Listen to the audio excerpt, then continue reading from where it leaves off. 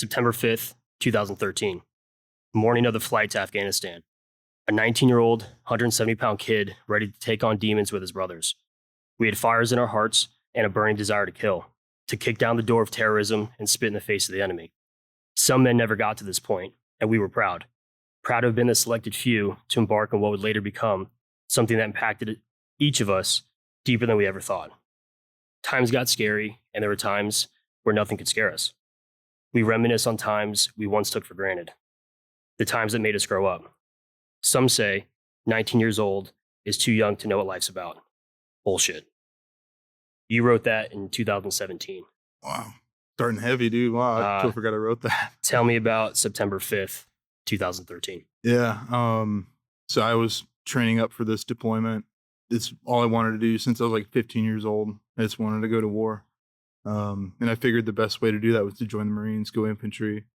And luckily I got selected to be a machine gunner. So that prep for the deployment, we never, like anyone that was married, never saw their kids and their wife often at all. There's actually a lot of complaints about it. Never got to see anybody. But we all had that mission, you know, we wanted to go do this. This is what we trained for. This is what 1% of the world will ever do. So getting that ability to go do that was all we could really focus on anyway. Could you describe that morning? Man, it's kind of hard to like throw back. It's what, 12 years ago almost. And yeah, that I was ready. I mean, I wasn't really scared of anything. Your first deployment? That was my first deployment. Yeah. And how many did you do total? Two deployments. Yep, did two. Both to Afghanistan? First was Afghanistan. Second one was to Kuwait and Jordan. Understood. On the Special Purpose Marine Air Ground Task Force. Gotcha. Basically, if it was down pilots, we'd go out there and pick them up. But we never really got to do a ton of that. But that was your second deployment? Yeah. The first deployment was definitely. Your first one, I think you were 19, right? Yep. Yeah, I read your passage. Yeah, that you wrote. Started heavy. Started real I totally heavy. forgot it. Yeah. I did my research. Yeah. That's crazy, man. Describe your time deployed just in Afghanistan. Yeah. So the first, I would say like 3 weeks, we're getting set up, figuring out where we're going to go. So we had Indian company, Kilo company, really the big companies that did any like missions and stuff. So first 2 months went to Marine Cpl, Afghanistan, where we stood post. We had a couple mortars hit outside of our base, had, you know, Chinese rockets. They just basically set up on a homemade like pipe. They would just set it up and just shoot it over to us. A lot of patrols out of that area, foot patrol, stuff like that. And at that point, I didn't think we were really going to do a whole lot. My seniors, which is just basically people who deployed before us, were saying, yeah, you're not going to do anything. You're not going to do anything. And then our Lieutenant Tonkin, second lieutenant on that deployment, he went on a mission with EOD and the transition from the previous company that was doing those missions. And there's actually a pretty famous video where one of our EOD techs gets shot in the helmet. And luckily he was fine, hit him in the MBG plate right on the top. That's what holds your night vision? Yeah. Right. That's what holds the night vision. Yeah. So he got hit in the helmet, came back, he showed us that video, and I'm like, damn, this is real. What we're about to get bit into. And I was excited. Like literally my first firefight, I was laughing because I was like so excited, you know, like that feeling, or it's a culminating event for me, you know, like you train for this. This is like since 15 years old, like that's what I wanted to do, and I'm doing it. And so the first firefight, I was laying down fires, and it was just like one of the craziest moments of my life. Those are questions I had. Yeah. How soon after, we know September 5th you flew out there, how soon did you have firefights? My first firefight, I have to look exact date. I believe it was November 18th. So 6 weeks. Yeah. You're out there? About maybe about 6. Yeah, about that. Sure. Right. Yeah. A couple months in. Yeah. So a couple months in. Describe that. So a lot of people listening have never been in the military. Definitely didn't deploy. Yeah. Describe your objective, what patrols are like. They're just on foot. Are you in Humvees or vehicles? Yeah. So it would change. So we would do, when I was in Marine Cpl, almost strictly foot patrol. So how many people would that be? I think we went out with like not a whole platoon, but maybe a squad or two at a time. And as a machine gunner, you're one of 2 or 3 or maybe 2 teams that are out there with them. And so you have a guy in the front with the searching for IEDs. We've got Thor packs on that they block the radio waves coming from different phones because people can set off an IED that way. Understood. So we would do patrols. For the Moschner time that I was there, it was all strictly foot patrols. I mean, we would do those, come back, and we had a I think he was a Green Beret doc with us there, that we had like a little big med camp. So they would bring the guys to us, like dudes get shot in the head, shot in the arm. They just bring them up to our gates, bring them up, patch them up, fly them out, stuff like that. All military. Were you providing any medical aid to civilians, or if there was any medical aid, it's very minor. I mean, not even really medical. It's just kind of like giving people water. Yeah, that's just more humanitarian aid. Yeah, not humanitarian. Medical. Yeah. Gotcha. So they would do that stuff like that. But so we flew out a bunch of dudes from there. You said 2 squads would go on patrols? Yeah, it was about 2 squads. How many people are in a squad? I think so. It's different for the machine gunners from riflemen. Okay. So the riflemen, I believe it was maybe 8 people in each squad. So then they'd have us attached to them. So probably about 20 people or more would go out. So, yeah. So describe what you use in M240 Bravo. Yep. Mainly, yeah. Most listeners never used one, including myself. Yeah. You need to.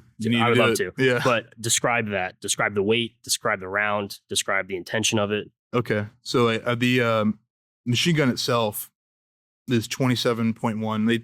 They change it in the book all the time, but it's 27.1 pounds. Then you think about the ammo.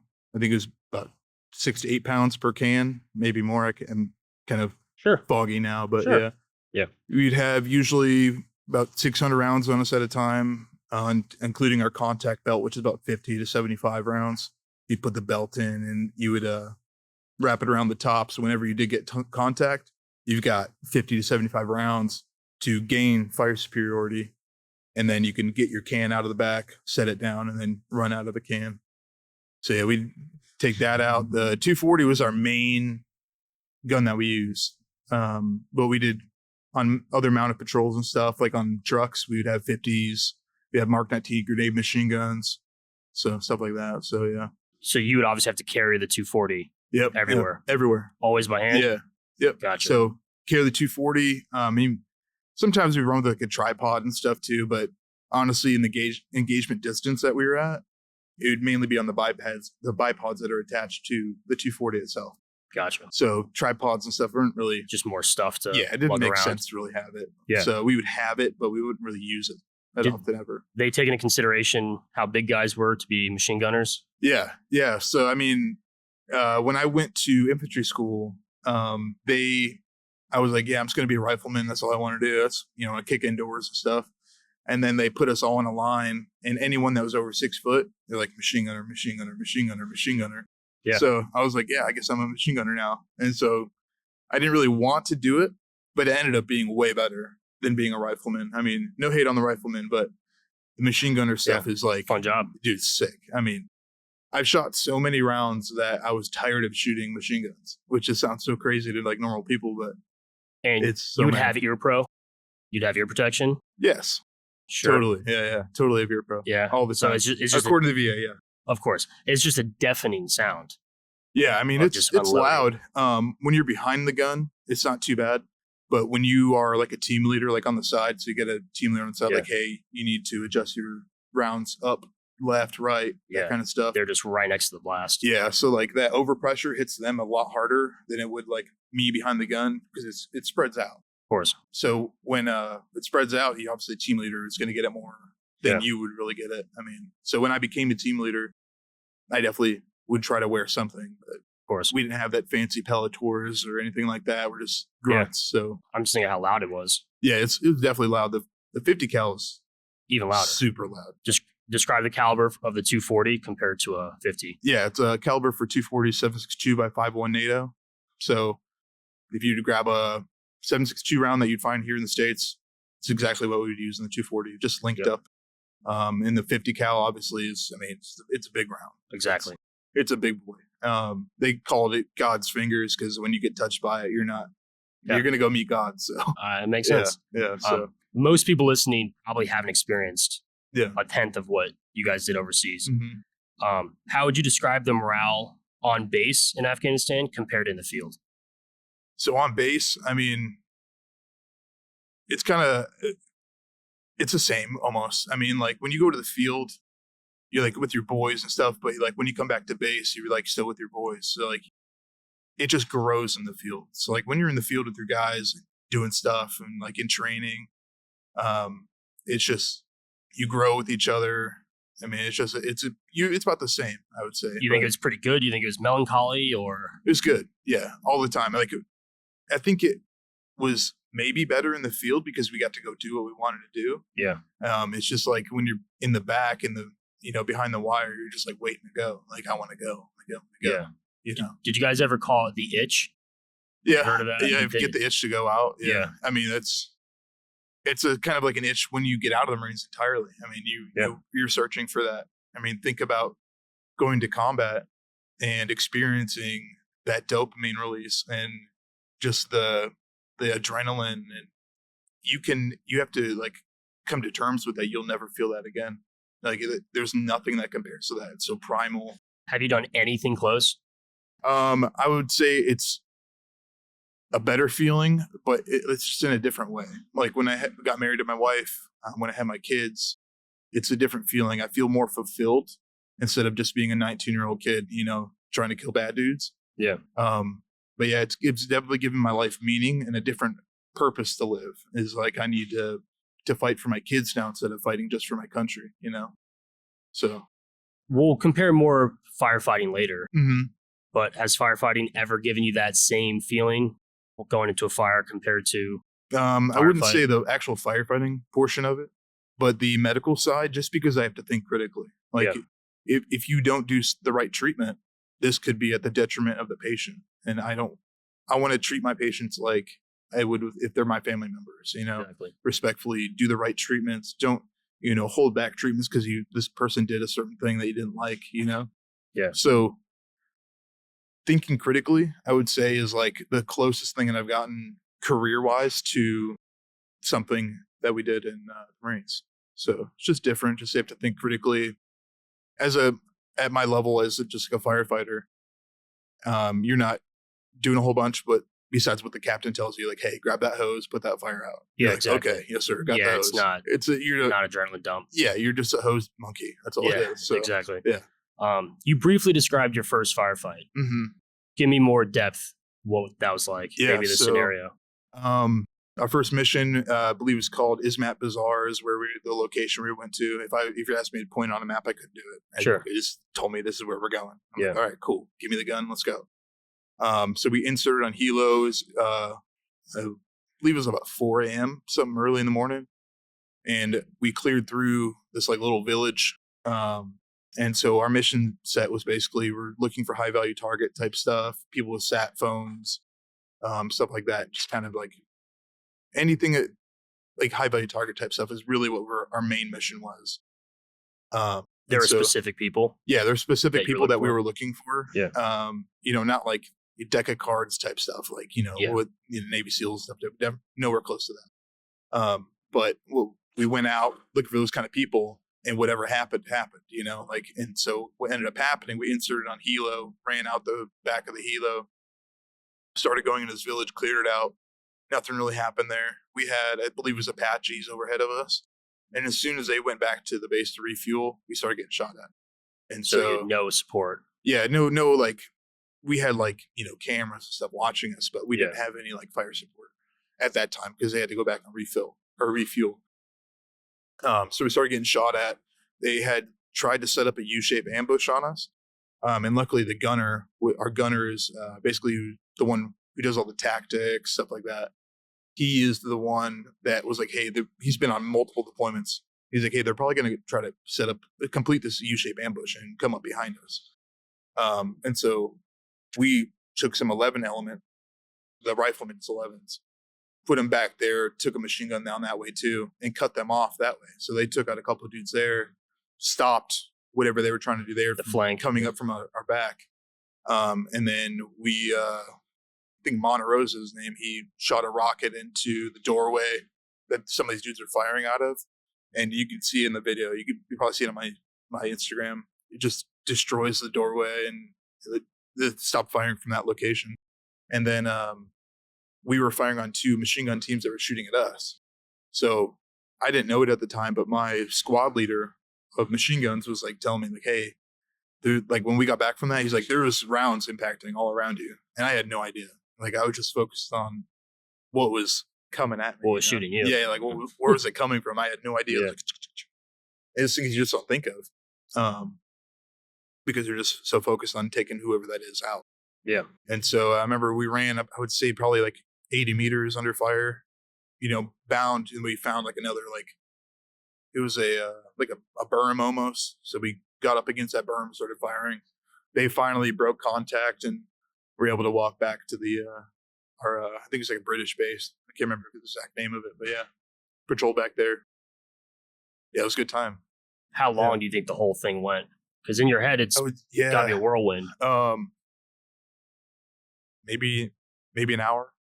Yeah, 45 minutes, an hour. Yeah, definitely feels longer when you're doing it.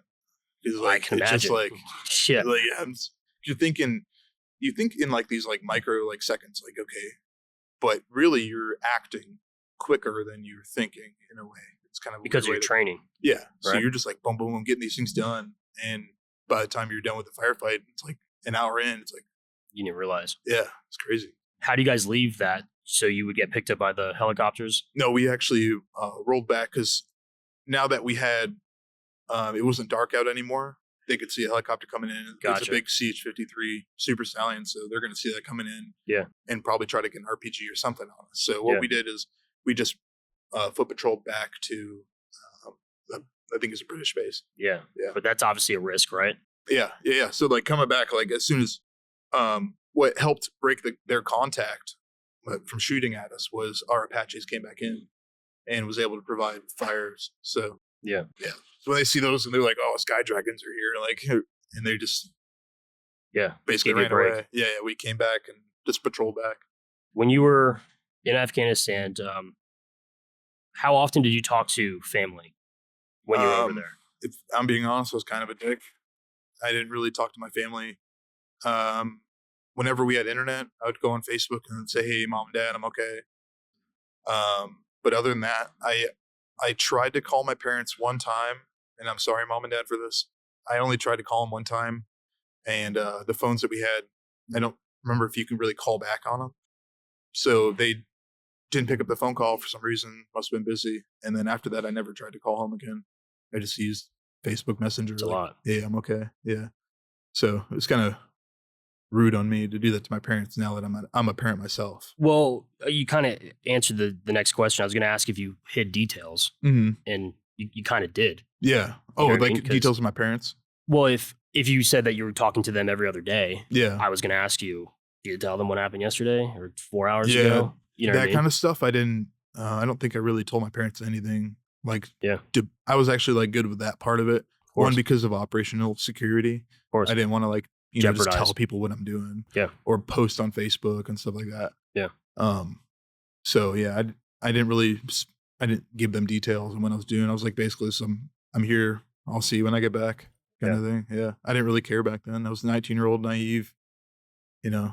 Well, now that you mentioned your age again, you're a little bit older than me, but you're in a very unique age group that the guys born in the 80s that served in the early 2000s or, Desert Storm and the early part of this last stuff, they didn't have phones good enough or GoPros to record and everything else. Yeah. So you're in that unique group where you were old enough to have phones, but young enough to still be in the conflict. Because now guys today, they're not seeing conflict as often. Of course, the high-end groups are doing their crazy stuff. Yeah, the tier 1 dudes are definitely out there doing stuff, but they're always doing the dope stuff. Yeah. But the everyday Marine now is not doing what you did. It's peacetime, technically. Exactly. Yeah. So I was just thinking about, how did you guys record the footage that you have put out? Was it through GoPros or phones? Yeah, I got a GoPro, slapped it on my helmet after my first firefight. I didn't think, because my senior was like, "Yeah, you're not going to do anything on this deployment." So I got hooked up with a sick mission set. Yeah, I didn't think of it. And then once I got Like after that mission, I came back, they have like a little like PX that you can go buy stuff at. They had GoPros with helmet mounts on it. And I'm like, oh, it's made for me. So I That's it. grabbed it, slapped it on my helmet, and just started recording whenever I went out. So it's a Yeah. very unique situation. I don't know if you ever thought of that. Mm-hmm. Because the guys in 2002, 2004, Yeah. Imagine if they had GoPros. they just didn't have that Yeah. stuff, right? So we see footage from news companies, but Mm-hmm. you were kind of one of the first groups To do use that that type of stuff. as Yeah. a soldier. You know, we saw this in Vietnam. Mhm. That was the first like televised war. Yeah. But now we're really getting your perspective. Yeah. And even more so now in Ukraine and stuff. It's even And more so. And now it with really drones, opens up your eyes. And Yep. they have, like, we had rules with, like, you're not supposed to use GoPro. But, I mean, our leadership told us not to do it, but they kind of turned an eye to it. Sure. And I just said, you know, screw it. I'm going to record this. I'm never going to do this in my life again. Like, I'm going to remember this type stuff, you know? Mentioning, we're not going to get into the Ukraine stuff, but Mhm. thinking about warfare going forward, Mhm. you're potentially one of the few groups left that did what you did. Yeah. Because going forward, it might just be more drones. Yeah, it's and, changed. You know, warfare is changing. Yeah. This whole war, the Showed current that. Russia-Ukrainian war has changed everything. I mean, they're back to trench warfare. They're using drones, and it changes your tactics like crazy. So being one of the last groups, like when I went to my reserve unit, I was one of maybe 3 or 4 dudes that had a combat action ribbon. And, you know, it's super rare now. Like people don't have combat experience. The good thing that we do have going for us is that America's been at war forever. So Yeah. we have experience no matter where you're Through leadership. Yeah, through leadership. So it's definitely changed everything. But yeah, definitely even back in 2020 when I got out of reserves, I was one of the 4 or 5 dudes back then that had combat experience, which is crazy.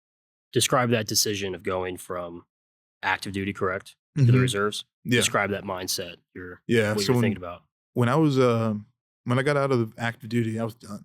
I was like, I don't, you know, you just get beat down, especially in the infantry. I was in 29 Palms. Like you just get beat down every day, and you're just like, I'm tired of this. And being at that time, 23-year-old kid, when I was getting out, I didn't really care for the Marines anymore. I was done. I did what I wanted to do. We were not going to war anymore. So what's the point of being in? And then you learn, I think it was like 8 or 9 months later, I'm like, man, I missed that. I took it for granted for sure. So you were out for 9 months, 8 or 9 months entirely. Yeah. And so what happens is you go into the inactive ready reserve. And so you're technically signed for 8 years when you sign up for the military. So you sign up for whatever the contract is. Like mine was 4 years active, and then you do 4 years of inactive ready reserve where they can call you back if there's in a time of war, you know, you can go back and fight.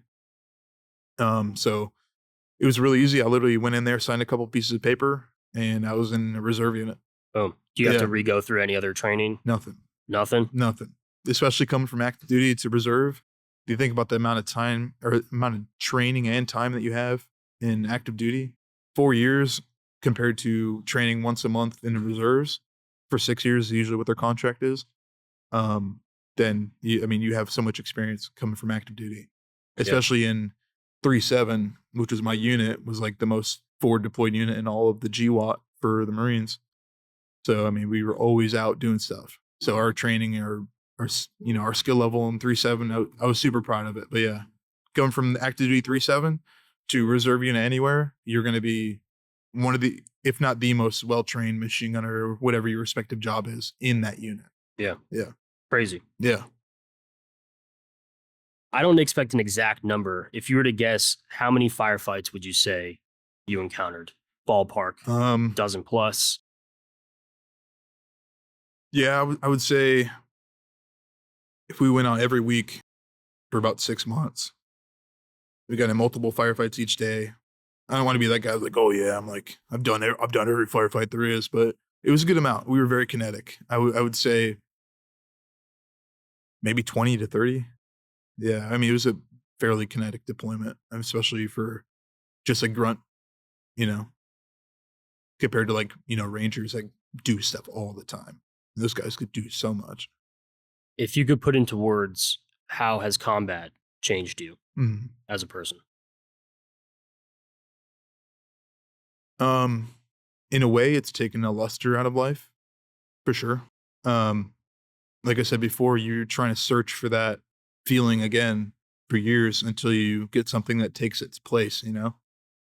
So it took and like, whether it's firefighting, any job that I do, I'm going to compare it to being in firefights because there is nothing that compares to it. Like it's something we've been doing since the beginning of, since we've been created, is fighting. It's what we've always been doing. So there's something that connects you primally to all this stuff that you've done in your, like there's nothing like it. So if I would say it's obviously hardened me, it's making me a tougher individual for sure. I mean, not just from being in it and, comparing that and going to something else and like, I can conquer this now that I've been in a firefight. Like what's this going to have on that, but also mentally. I mean, it's after experiencing combat, you are now opened up like mentally to having to work through things differently. Because it's always going to have an effect on you, especially if you've been in like firefights where you don't have fire superiority and you have to try to take it over. That's going to affect you mentally.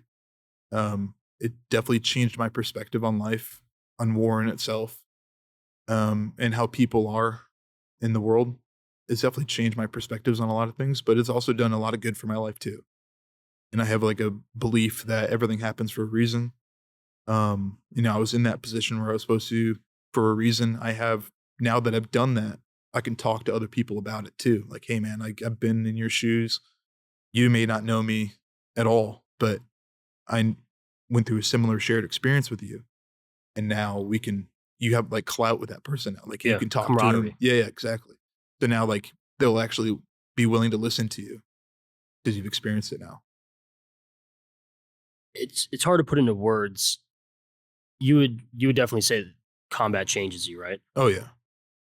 How well, I had the word accept. How Mhm. well do you accept that change? But it's not really a choice. Mhm. Yeah, It's like you chose to accept it, You you gotta chose do not it. to. Yeah. How would you? I think choosing, or not exactly choosing to accept it, but you have to accept it when you sign that paper. I mean, you know what you're getting into, or you think you know what you're getting into.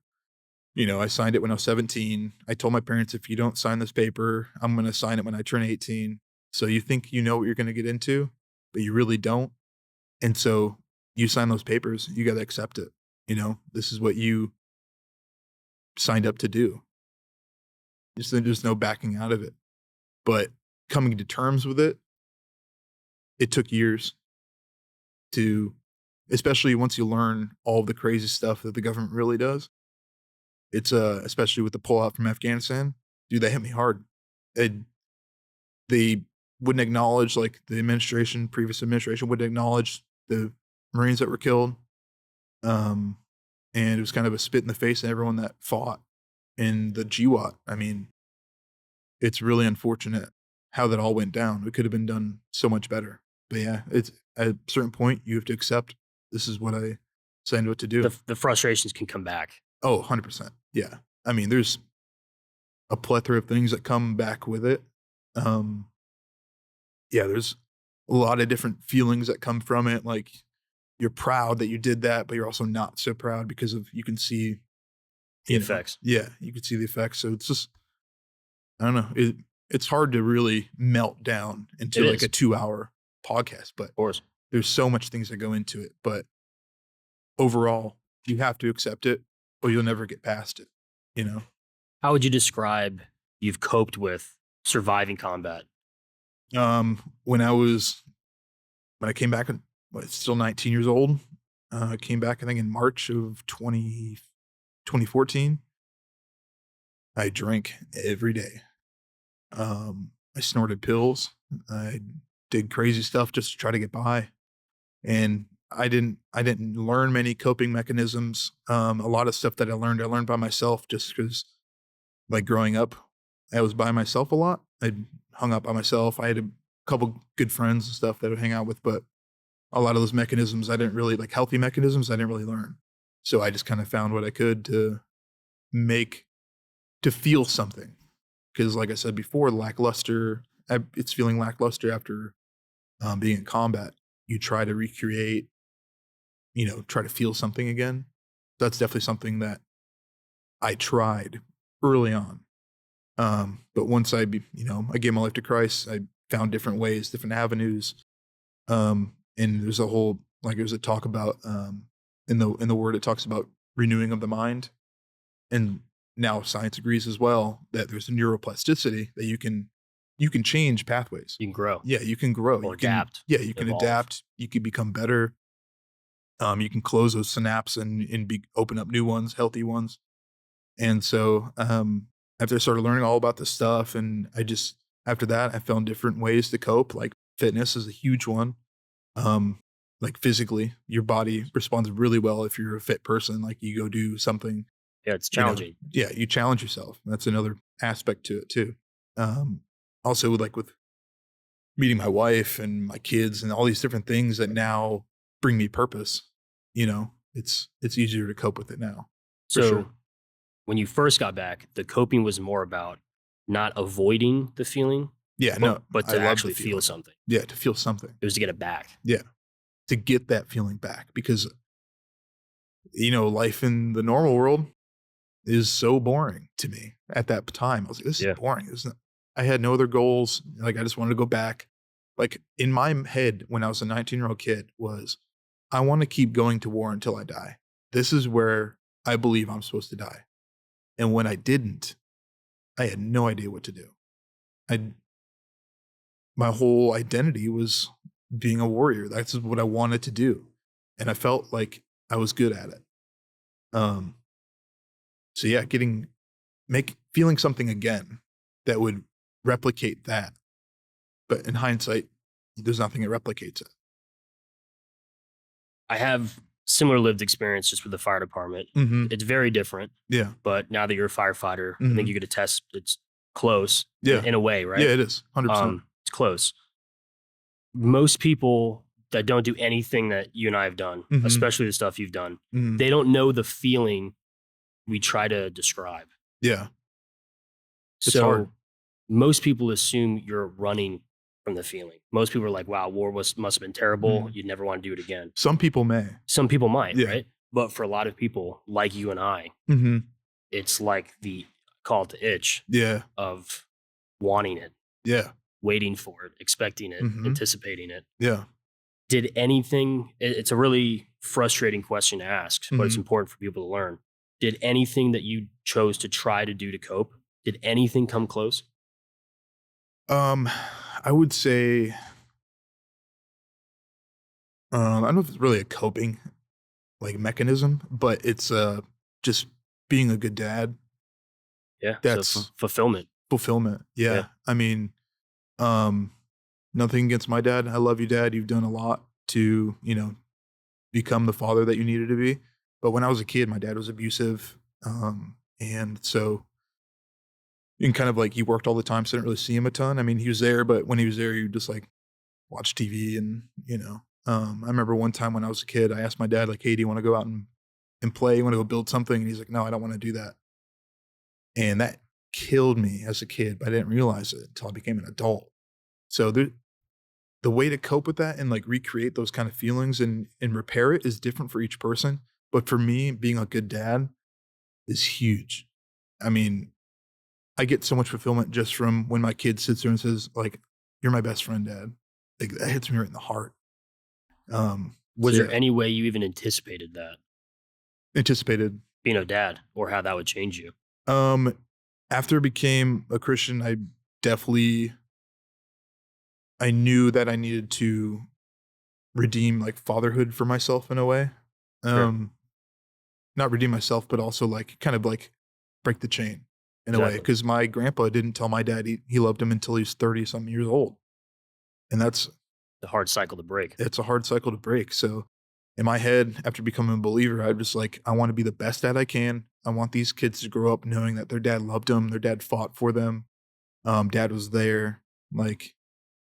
So I didn't anticipate it before when I was a kid and not saved. But when I became a believer, I just wanted to do everything I could well.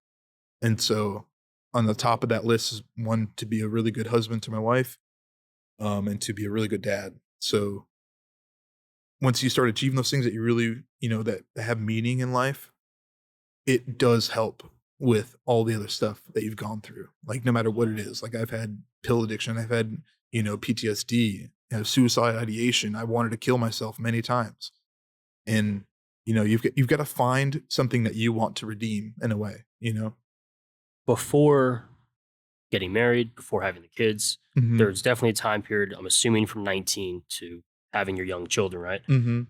Did you see, could you foreshadow that happening? Because at 19, did it feel lonesome or like you're in Oh, a yeah. pit or a void? Mhm. Yeah, I felt alone. I mean, the only time that I felt like I wasn't alone was when I was with my boys who I did all that stuff with. Yeah, your friends. Other than that, you come back home, you go on leave, and, everyone's hitting you up like, "Hey, come see me, come see me." And I'm like, "Dude, I don't even talk to you. Why do you wanna see me?" Like, why do you think at that point, I didn't care. I was very selfish in a way, like, I didn't really care to see anybody. Nobody understands in this normal world, nobody understands what I'm going through. Nobody has experienced that, and if you didn't, I'm not gonna listen to you. Like, I Yeah, just, there's no merit. yeah, you have no merit in my eyes. So, um, that's another big thing is like with veterans is they get into the normal world and they have no one to talk to. And you can tell you tell a guy to hit up your boy like, "Hey, call me," but sometimes, I mean, the other guy can only do so much, but we have to call our dudes and talk to him because typically they have nobody. You never know. Yeah, you have nobody to talk to that has a shared experience like that. You just touched on it a hair. Mhm. What do you think we as men, as society, as a country, as humanity, how could we be doing better? What could we be doing better to serve these people? Not just veterans, but first responders, people that did what we've done. Mm. Um, I would say probably just open your eyes to it all. I mean, my eyes were opened when I came from the military and did fire. I was like, yeah, I've already got, experience combat. What is this stuff going to be? Like, it's not going to be anything. And a few months goes by and this stuff starts hitting you. It's real. You need to recognize and open your eyes to that stuff is not normal to see. As I've really learned it from firefighters, as being a firefighter, being a paramedic, this stuff is legit. If you don't open your eyes and see how crazy the stuff we do every day is, it's gonna catch up to you and it's gonna hurt. Like I remember, Station 22. Mhm. So from Station 22, I used to live in that area. I would drive by my gate and I would have if like a daydream or day nightmare of my kid running out into the street and I didn't have time to stop and I'm the one that hit him. And I'd have to like shake my head out of it. That's like the reality. Like probably every firefighter paramedic that has worked this job for a decent amount of time, that stuff will catch up if you don't watch out for it. So one aspect that would help is recognizing as an individual how not normal this stuff is. It's not normal to walk in on someone that's dying in front of you. It's not normal to see people's arms, torn off, and it's not normal. Yeah, holes in their head. Yeah. So just get it out. Talk to somebody about it. If you don't have somebody, seek therapy. Go to church. Get this stuff out.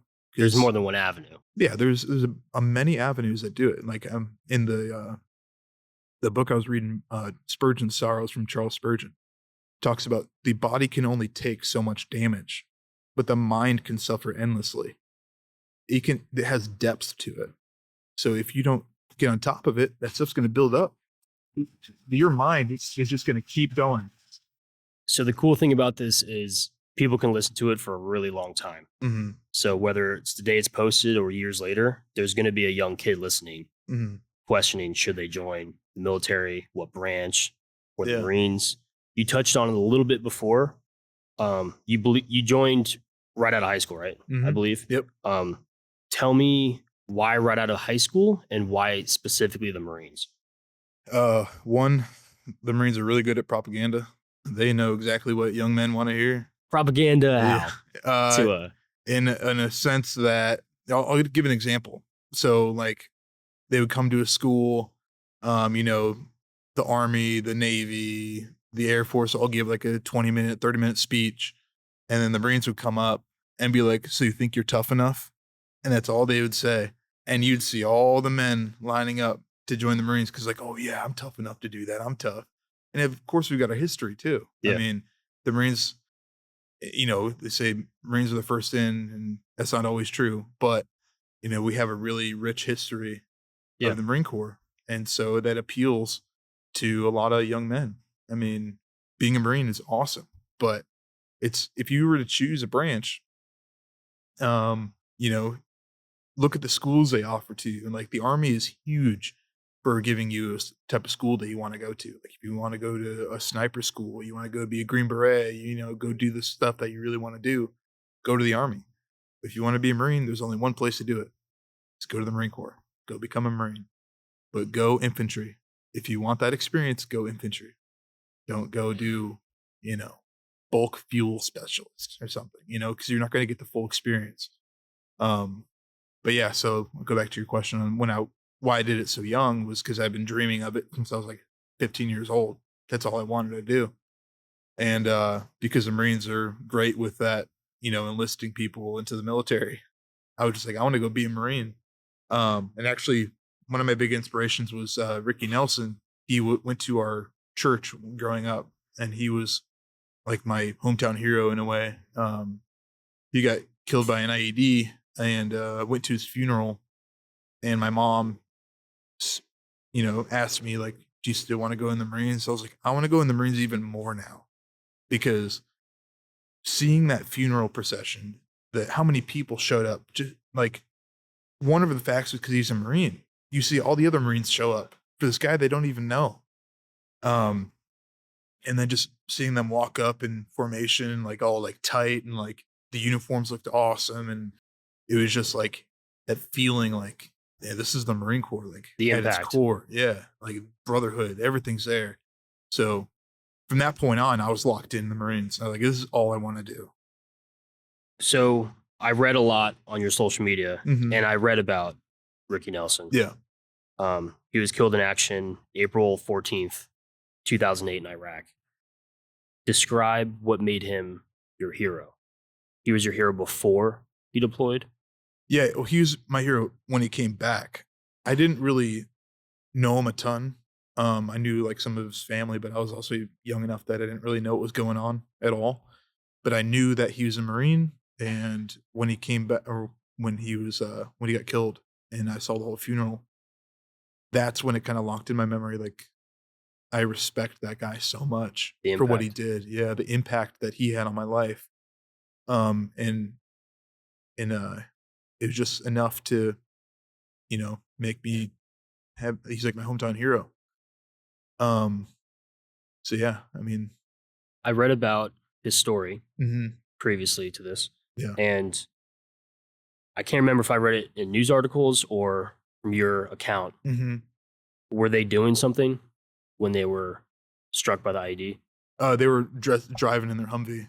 Were they singing something? Yeah, they were. Yeah, they were singing Amazing Grace, and the only way we know that is because the guy in the turret got blown out and survived. So we said in their last moments they were singing Amazing Grace, how sweet the sound, and yeah, it was just, I mean, that right there to me as a believer, like, Deep. yeah, it is. It hits really deep. Because there's more after this. There's not. It's not just this is our life and we're done. Like we go on after. So it's In very many deep. ways, Yeah. in legacy Yeah. and his impact. Yep. You know what I mean? Mhm. There's numerous ways that people Yeah. live on. For the young kids in high school Mhm. considering joining the Marines, Yeah. they're going to have to go through the Crucible. Mhm. So the Crucible is the final passage to earn the globe and anchor Yep. for the Marines. Big moment. It's a huge moment. Yeah. Before we get to that moment, describe what you learned during your Crucible, and a little bit, just tell the listener what a Crucible is in the Yeah. Marines. Okay. So the Crucible really is just kind of like the culminating event. You go to boot camp for 3 months. You learn all these different skills. So you learn like land navigation. You learn all these different things. So it's basically like the culminating event where you put those skills that you learned to the test. And it's also, just a dick kick. I mean, you're just hiking everywhere.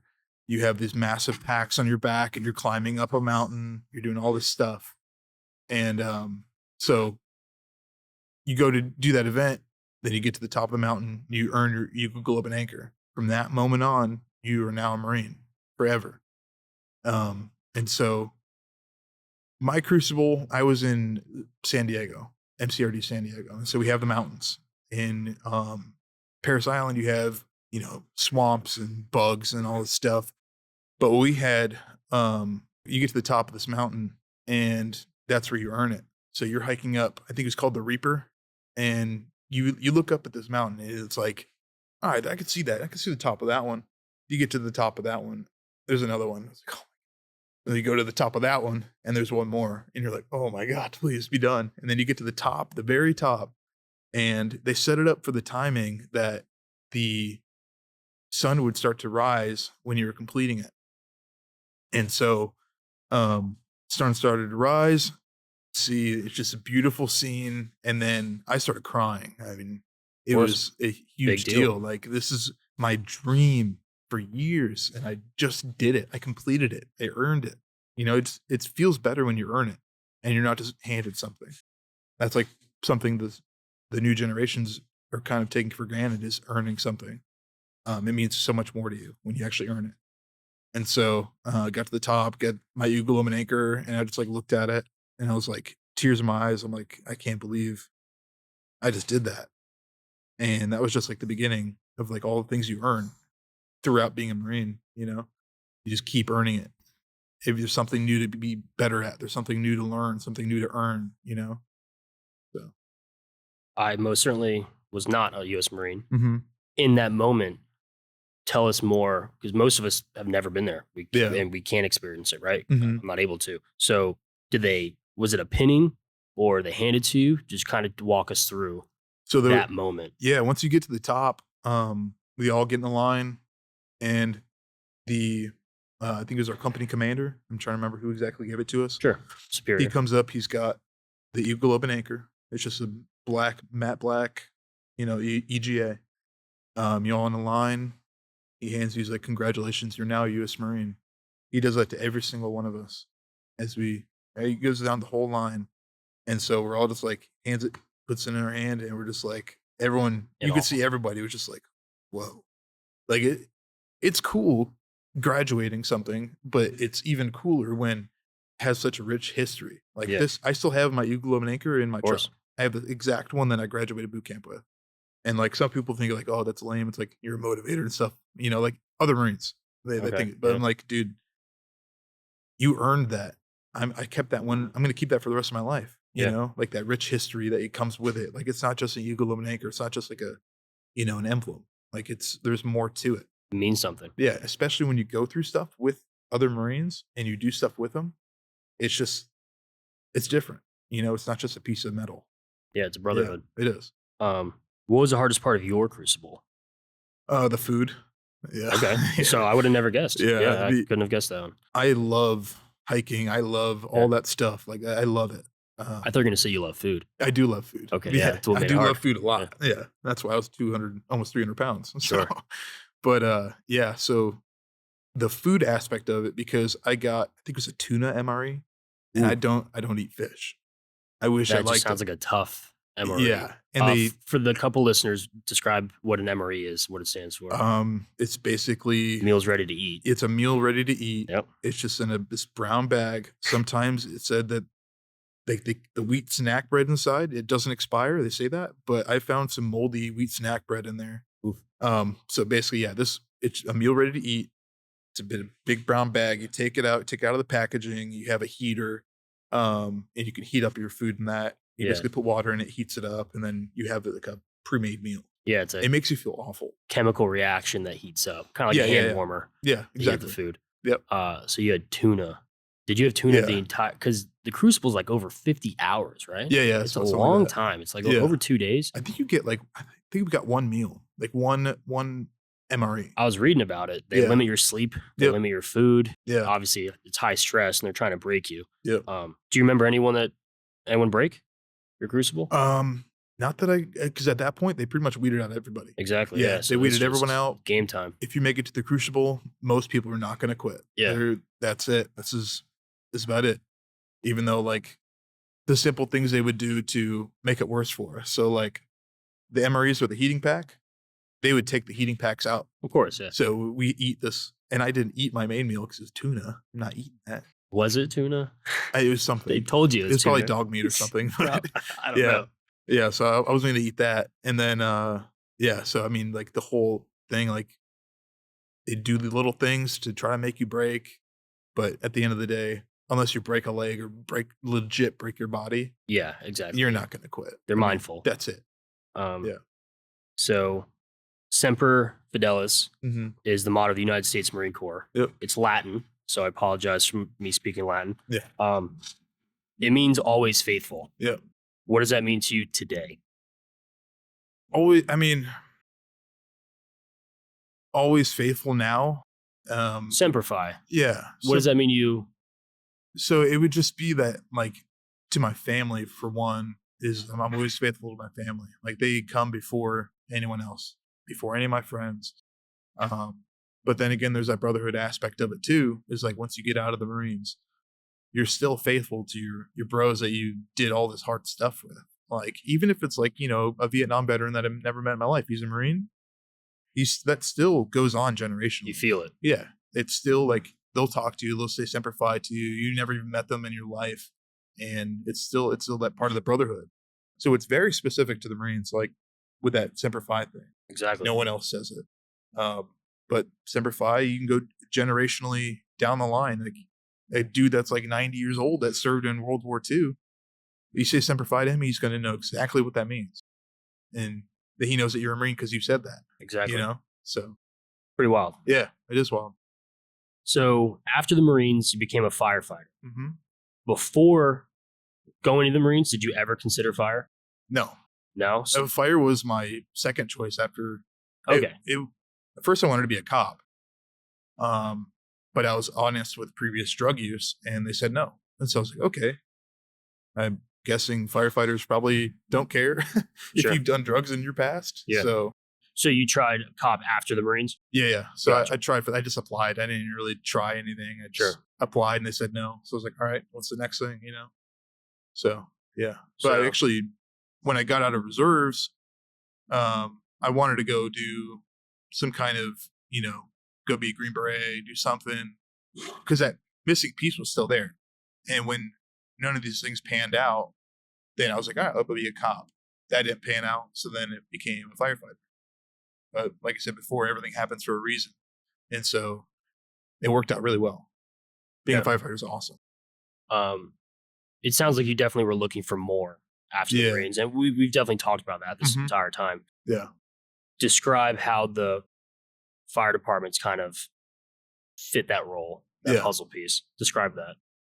One, because it's like a paramilitary type thing. You're living with your bros for 24 hours at a time. A third of your life of your career is going to be hanging out with those guys. Yeah.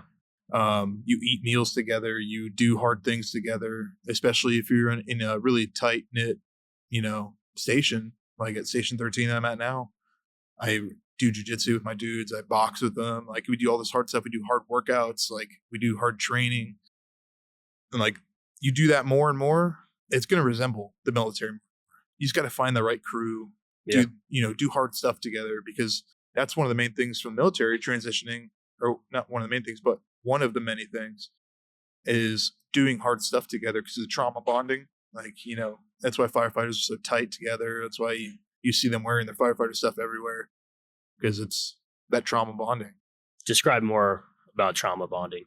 Yeah. So basically when you go through something really stressful and you say like, when you're with something like in combat, you're in a firefight with them. You and him, if you were to go anywhere else, any friend group, you and him are now bonded through trauma. You went through that together. It's among the highest, you know, ways to bond with someone. One of the most like, you know. Yeah, shared experience. Yeah, it's a shared experience, especially when it comes to trauma. You go through something crazy with somebody, you're going to remember that person one way or the other. So trauma bonding in a negative way and trauma bonding in a positive. Like they helped you through it. You went through it together, stuff like that. So, yeah, super important. Describe what fighting fire is like. With the wet stuff on the hot stuff. I mean, it's nothing really crazy. Yeah. I mean, there's like with any job, there's levels to understanding how fire works.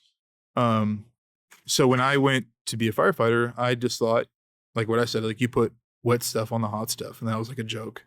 And but there's actually like the fire science. Like you remember going through fire school, there's legit science to it. Like even like simple stuff, even think about like how much water expands when it's superheated. And it's like you wouldn't even think about that. Saponification. Yeah. Yeah. Saponification, that's a good one. Yeah, using soaps and suffocating fires. People don't. It's crazy. I remember in my academy, someone asked, like, is there anything better than water? Yeah. And they thought they were being funny. Yeah. And the instructor looks at us like, of course. And then all of us were like, oh, shit. And he's like, it's too expensive. Yeah, He's like, water's the cheapest thing we can come up with. Yeah, literally. So this is why we're using water. He's like, there's much better stuff. But you put some Dawn dish soap in it and maybe help too. But he's like, it's just too expensive. Yeah. So that's why we're using water. Exactly. But I've told people they don't take into account if it's a multi-story building, the amount of pressure to shoot the water. Yeah. But then the amount of weight the water's adding to the structure. Not only is the structure on fire, the live load, the dead load, you're adding hundreds, if not thousands, not thousands or hundreds of thousands of pounds of water, depending on what kind of fire it is. 8 pounds per gallon or something. Yeah. And you could be dumping thousands of gallons on this fire. So you put 1,000 gallons in there, there's 8,000 pounds on top of a structure that's already diminished in its quality. Like, and then imagine that's pretty wild. Massive structures. You know what I mean? Just crazy events. Yeah. So most listeners won't know the crew to a fire. They'll think of a fire truck. We definitely call them engines, right? Yeah. So describe, there could be 3 or 4 of you. Describe those guys, and then we call them third man or fourth man, right? Yeah. Describe to the listener what third man is, fourth man, and then the jobs of guys. Okay. So you got the driver. He drives the truck. He operates the pumps. He's basically, sending the water as much pressure as you need. You can lower the pressure, up the pressure. You can send foam. And then you have the captain. He's basically the commander of the scene until a battalion chief arrives. So he's saying like, hey, firefighter, you need to put water in this, on the fire over here. You need to open this door. You need to break a window. You need to do stuff like this. You force entry. He's making those calls. And then third and fourth man firefighters, we're going to have different roles depending on what the captain tells them. But basically, for the most part, they have the tools. They have the fire hose. They're putting out the fire. They're breaking, open doors, doing stuff like that, setting up ventilation, and maybe cutting a hole in a roof, stuff like that. So basically, the third and fourth is like the grunts. The captain is deciding everything, and then the driver is operating the pumps. So yeah, for the whole team, usually it's just one fire truck shows up first, and then an ambulance shows up too, with 2 firefighters, maybe 3 if you get lucky. And then they'll catch a hydrant, do all this different stuff. So everyone's got their own roles. And nowadays, since I've been a firefighter, there's been a ton of people that show up to a fire. Yeah. Tons of. What's your thought on that? I mean, you have more people to work. It's great, but it also kind of sucks because you don't get to do as much. You don't get just grind through it. Yeah, you just sit on scene and you wave your pass device so it doesn't beep at you. Beeping. Yeah, exactly. I've been asked a lot, and it'll happen more and more on the podcast. My experience as a firefighter. Friends have told me I'm the most unlucky firefighter they've ever met. Yeah. So you got black cloud? I have to, clearly. So for the listener, you and I orientated together, Pasco County Fire Rescue. Yep. I was on 18 months. Guess how many entries I made to fight fire? How many? Give me a number. Give me yours. You could say first 2 years. First 2, like maybe 6. Yeah, I made entry twice. Really? Twice. Oh, wow. So when we'd be on these fire scenes, I'd be ready to go. Yeah. So my second to last shift ever, there was a fire in the zone next to us, and I raced to get there. Yeah. I was on a rescue. I was on an ambulance. Okay. And I bunked out so fast, I was going to break rules and just abandon my partner, which you don't do. So freelance. I was going to freelance. I'm like, dude, I have 1 shift left. Yeah. I've got, 30 hours left to this job. I'm catching it. And what do I get? Put on medical. Oh, Battalion yikes, chief pal. BC's like, all right, you could bunk down, go get the blood pressure cuffs. And I was like, Jeez. you gotta be kidding me. Yeah. Dang, that sucks. This is just frustrating. So for the people listening, describe what most of our jobs are. Medical. Like 98% medical. Yeah. Yeah. We have firefighter. We're firefighters basically because of the title. I mean, we are still capable of doing everything that a firefighter needs to do, but 98% of the job is medical. Because you think about how many people that you know call 911 because someone got hurt, or how many people call 911 because their house is on fire. It doesn't happen.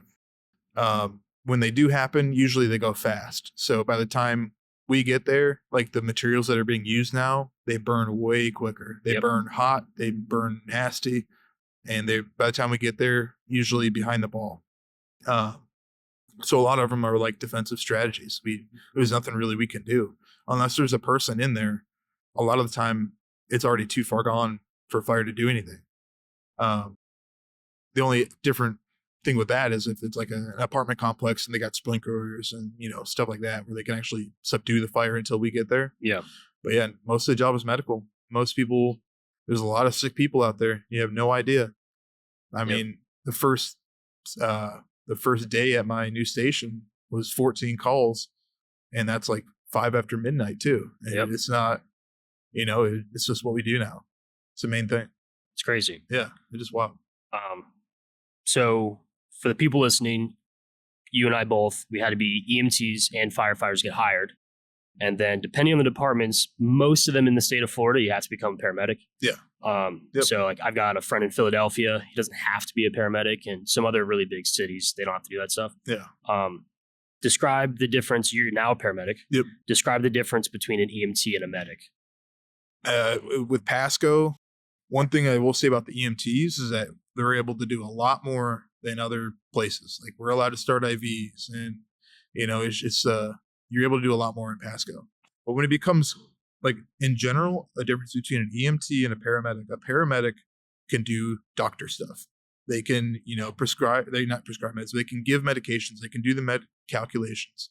They can intubate people. We can crike people. We can do all these other advanced life support stuff. And EMTs can't do that. Basically, the farthest that they can go is throwing in, an eye gel in or two, or like, simple stuff in. Or like, you don't even look at the vocal cords, you just drop it. Yeah. Stuff like that. But as a paramedic, we can do a lot more. And there's a lot that we're able to do as paramedics, especially when you get into like critical care paramedics and flight medics and stuff. You guys like do a lot of stuff. That's actually like one of my goals to be a flight medic, but they get able to do chest tubes. They can do all this cool stuff. So the responsibility for one is a lot higher on a paramedic. As an EMT, you can pretty much mess something up and it's on the paramedic because you're working under him. Yeah, the responsibility. Yeah. So the responsibility goes way through the roof. And that's actually partly what added to my like PTSD in a way, was being a paramedic and being so responsible, but also in how they run it in Pasco is you're the guy. Like if you clear your medic orientation, you are now the guy that they're going to look to if they want a medical decision done. In Tampa or something like that, you always have another paramedic with you. If you're a paramedic in Pasco, not saying there's anything really bad about it, you learn a lot. Yeah. Yeah. You could be with some guy that just is so green, he literally just finished orientation as an EMT and a firefighter. He has no idea what he's doing, so you have to watch everything that they do, and they offer not much help besides hands. And there's just different methods to do it. I mean, Pasco, I love working at Pasco. I love, being a paramedic in Pasco, being able to do the things we can do, and being trusted so much to be able to do that stuff. Actually, it's nice in a way. The freedom. Yeah, the freedom to do it. They trust you to do it. You have to stay on top of your education, though. You have to constantly learn, improve, because it's practicing medicine. You always have to learn what the next thing is that they're trying to teach you. Exactly. Yeah, a lot of responsibility, though, for sure. So we touched on a little bit. A lot of people don't realize why a fire truck and ambulance show up when people call 911. So the fire truck is just going to more hands on deck, and there should be one other medic on the engine. Yeah. Should. Of course, times happen. But describe more of the amount of stuff. So if you and I were on a box right now, the amount of stuff you and I could accomplish in the back of a truck. Anything ALS, anything that is medical. If we're just on an ambulance, right? We can do anything medically. I can run a code. You can. The listeners probably don't know anything we're talking about. A cardiac arrest. Yeah, so exactly. like if there's a cardiac arrest, someone's they have a heart attack and they die. Yeah. If everything goes well and they're meant to live again, then we can revive them. If it's just the two of us. Yep. As a medic and EMT, as a paramedic, I am tasked with all the advanced life support stuff. An EMT, if he's there, he can be the hands. He can do everything that you tell him to do. We can run a code, is what we call a cardiac arrest. Yep. We can run a code with two people. As long as the medic knows what he's doing, he's had a lot of practice with running codes, you can run that smoothly. And then by the time that another more hands get on deck, then we can get him to a hospital. But you can do a lot. You can literally bring someone back to life with two people and the right equipment, which we always have on the ambulance. Yeah. So people don't realize if we have to intubate someone, putting a tube down their throat, and we're going to be able to breathe for them using different types of machines, and we could do it manually and everything else. We could be pacing their heart. So what people don't realize for the listeners, right? Because you and I have done this numerous times. Yeah. We're going to have to, you'll go through it. I did not go through medic. We got to sedate them. Mm-hmm. We got to paralyze them. Yeah. Then we got to tube them. Yep. Then we got to make sure it's correct. And then we got to be able to pace them and breathe for them accurately. Yep. There's a lot of stuff that goes into it. Go through what that means. Because people think we're just saving cats. Oh, yeah. Yeah, right. Definitely not. I have not saved a single cat. Neither have I. They all were dead by the time we got there. Anyway. So describe intubating. Intubation is an advanced procedure for a medic. It basically, so if they're in a cardiac arrest, they don't have a gag reflex, you can just drop the tube. While doing compressions, you can, because you want to keep compressions going, obviously. And for CPR. You can just drop the tube in. You don't have to paralyze, you don't have to sedate anything. But if they're awake and they're about to have, they're about to go into cardiac arrest or respiratory arrest, and you identify, I need to start breathing for that patient because they can't breathe on their own, then we need to sedate them. We pre-oxygenate, sedate, paralyze, intubate, confirm that you watch the tube go through the vocal cords, missing of the tube, capnography, which is just a measurement of the gas in the body. The gas in the body that, when you breathe it off, you have so you have that registered. So that means you also have a good tube, which is like what we call like the golden measurement, is to confirm that you have a tube. The placement of the tube is like 21 of the teeth. Say if it's like 7, you just multiply by 3 and you got the placement of the teeth just fine. And then once you have all those things confirmed, sedate the patient again so they don't wake up and start bucking the tube, because if you're awake and paralyzed, that's frightening. Yeah, and terrifying. Yeah, that is like among one of the worst ways to die. And as paramedics, we want to prevent any detriment to the patient, whether it be mentally or physically.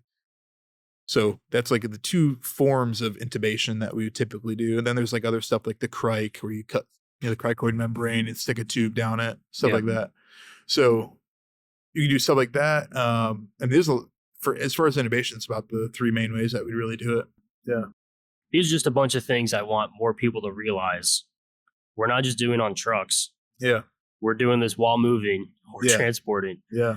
I did this. I won't tell the whole story, but I was transporting an MVA, motor vehicle accident. Yeah. And we didn't know how bad he was possibly spiraling the tube, the toilet, the drain. Yeah. And while I'm driving, I look up, we've got those cameras to see in the back. And my 2 medics were intubating while I was driving. Oh, wow. And I had an FHP escort in the front and back. Wow. And I had no way to communicate to them. Yeah. So I'm yelling at the guys if I have to pull over. Yeah. Because FHP doesn't know what we're doing. Yeah. And they intubated the guy while we're doing 75 miles an hour down the highway. It's crazy the stuff you have to do, like on the fly too. I mean, like as paramedics, working under a stressful environment is normal. And like in a hospital setting, nothing against nurses or like doctors in that setting, but it's different when you do it and it's a critical patient. You have minutes to get to the hospital and you have to try to do everything you can to try to stabilize them and then start going. And then also making the report on the radio to the hospital and not sound like an idiot, and make sure that they get all the pertinent information that they need to get all the preparations for the patient that they're about to get.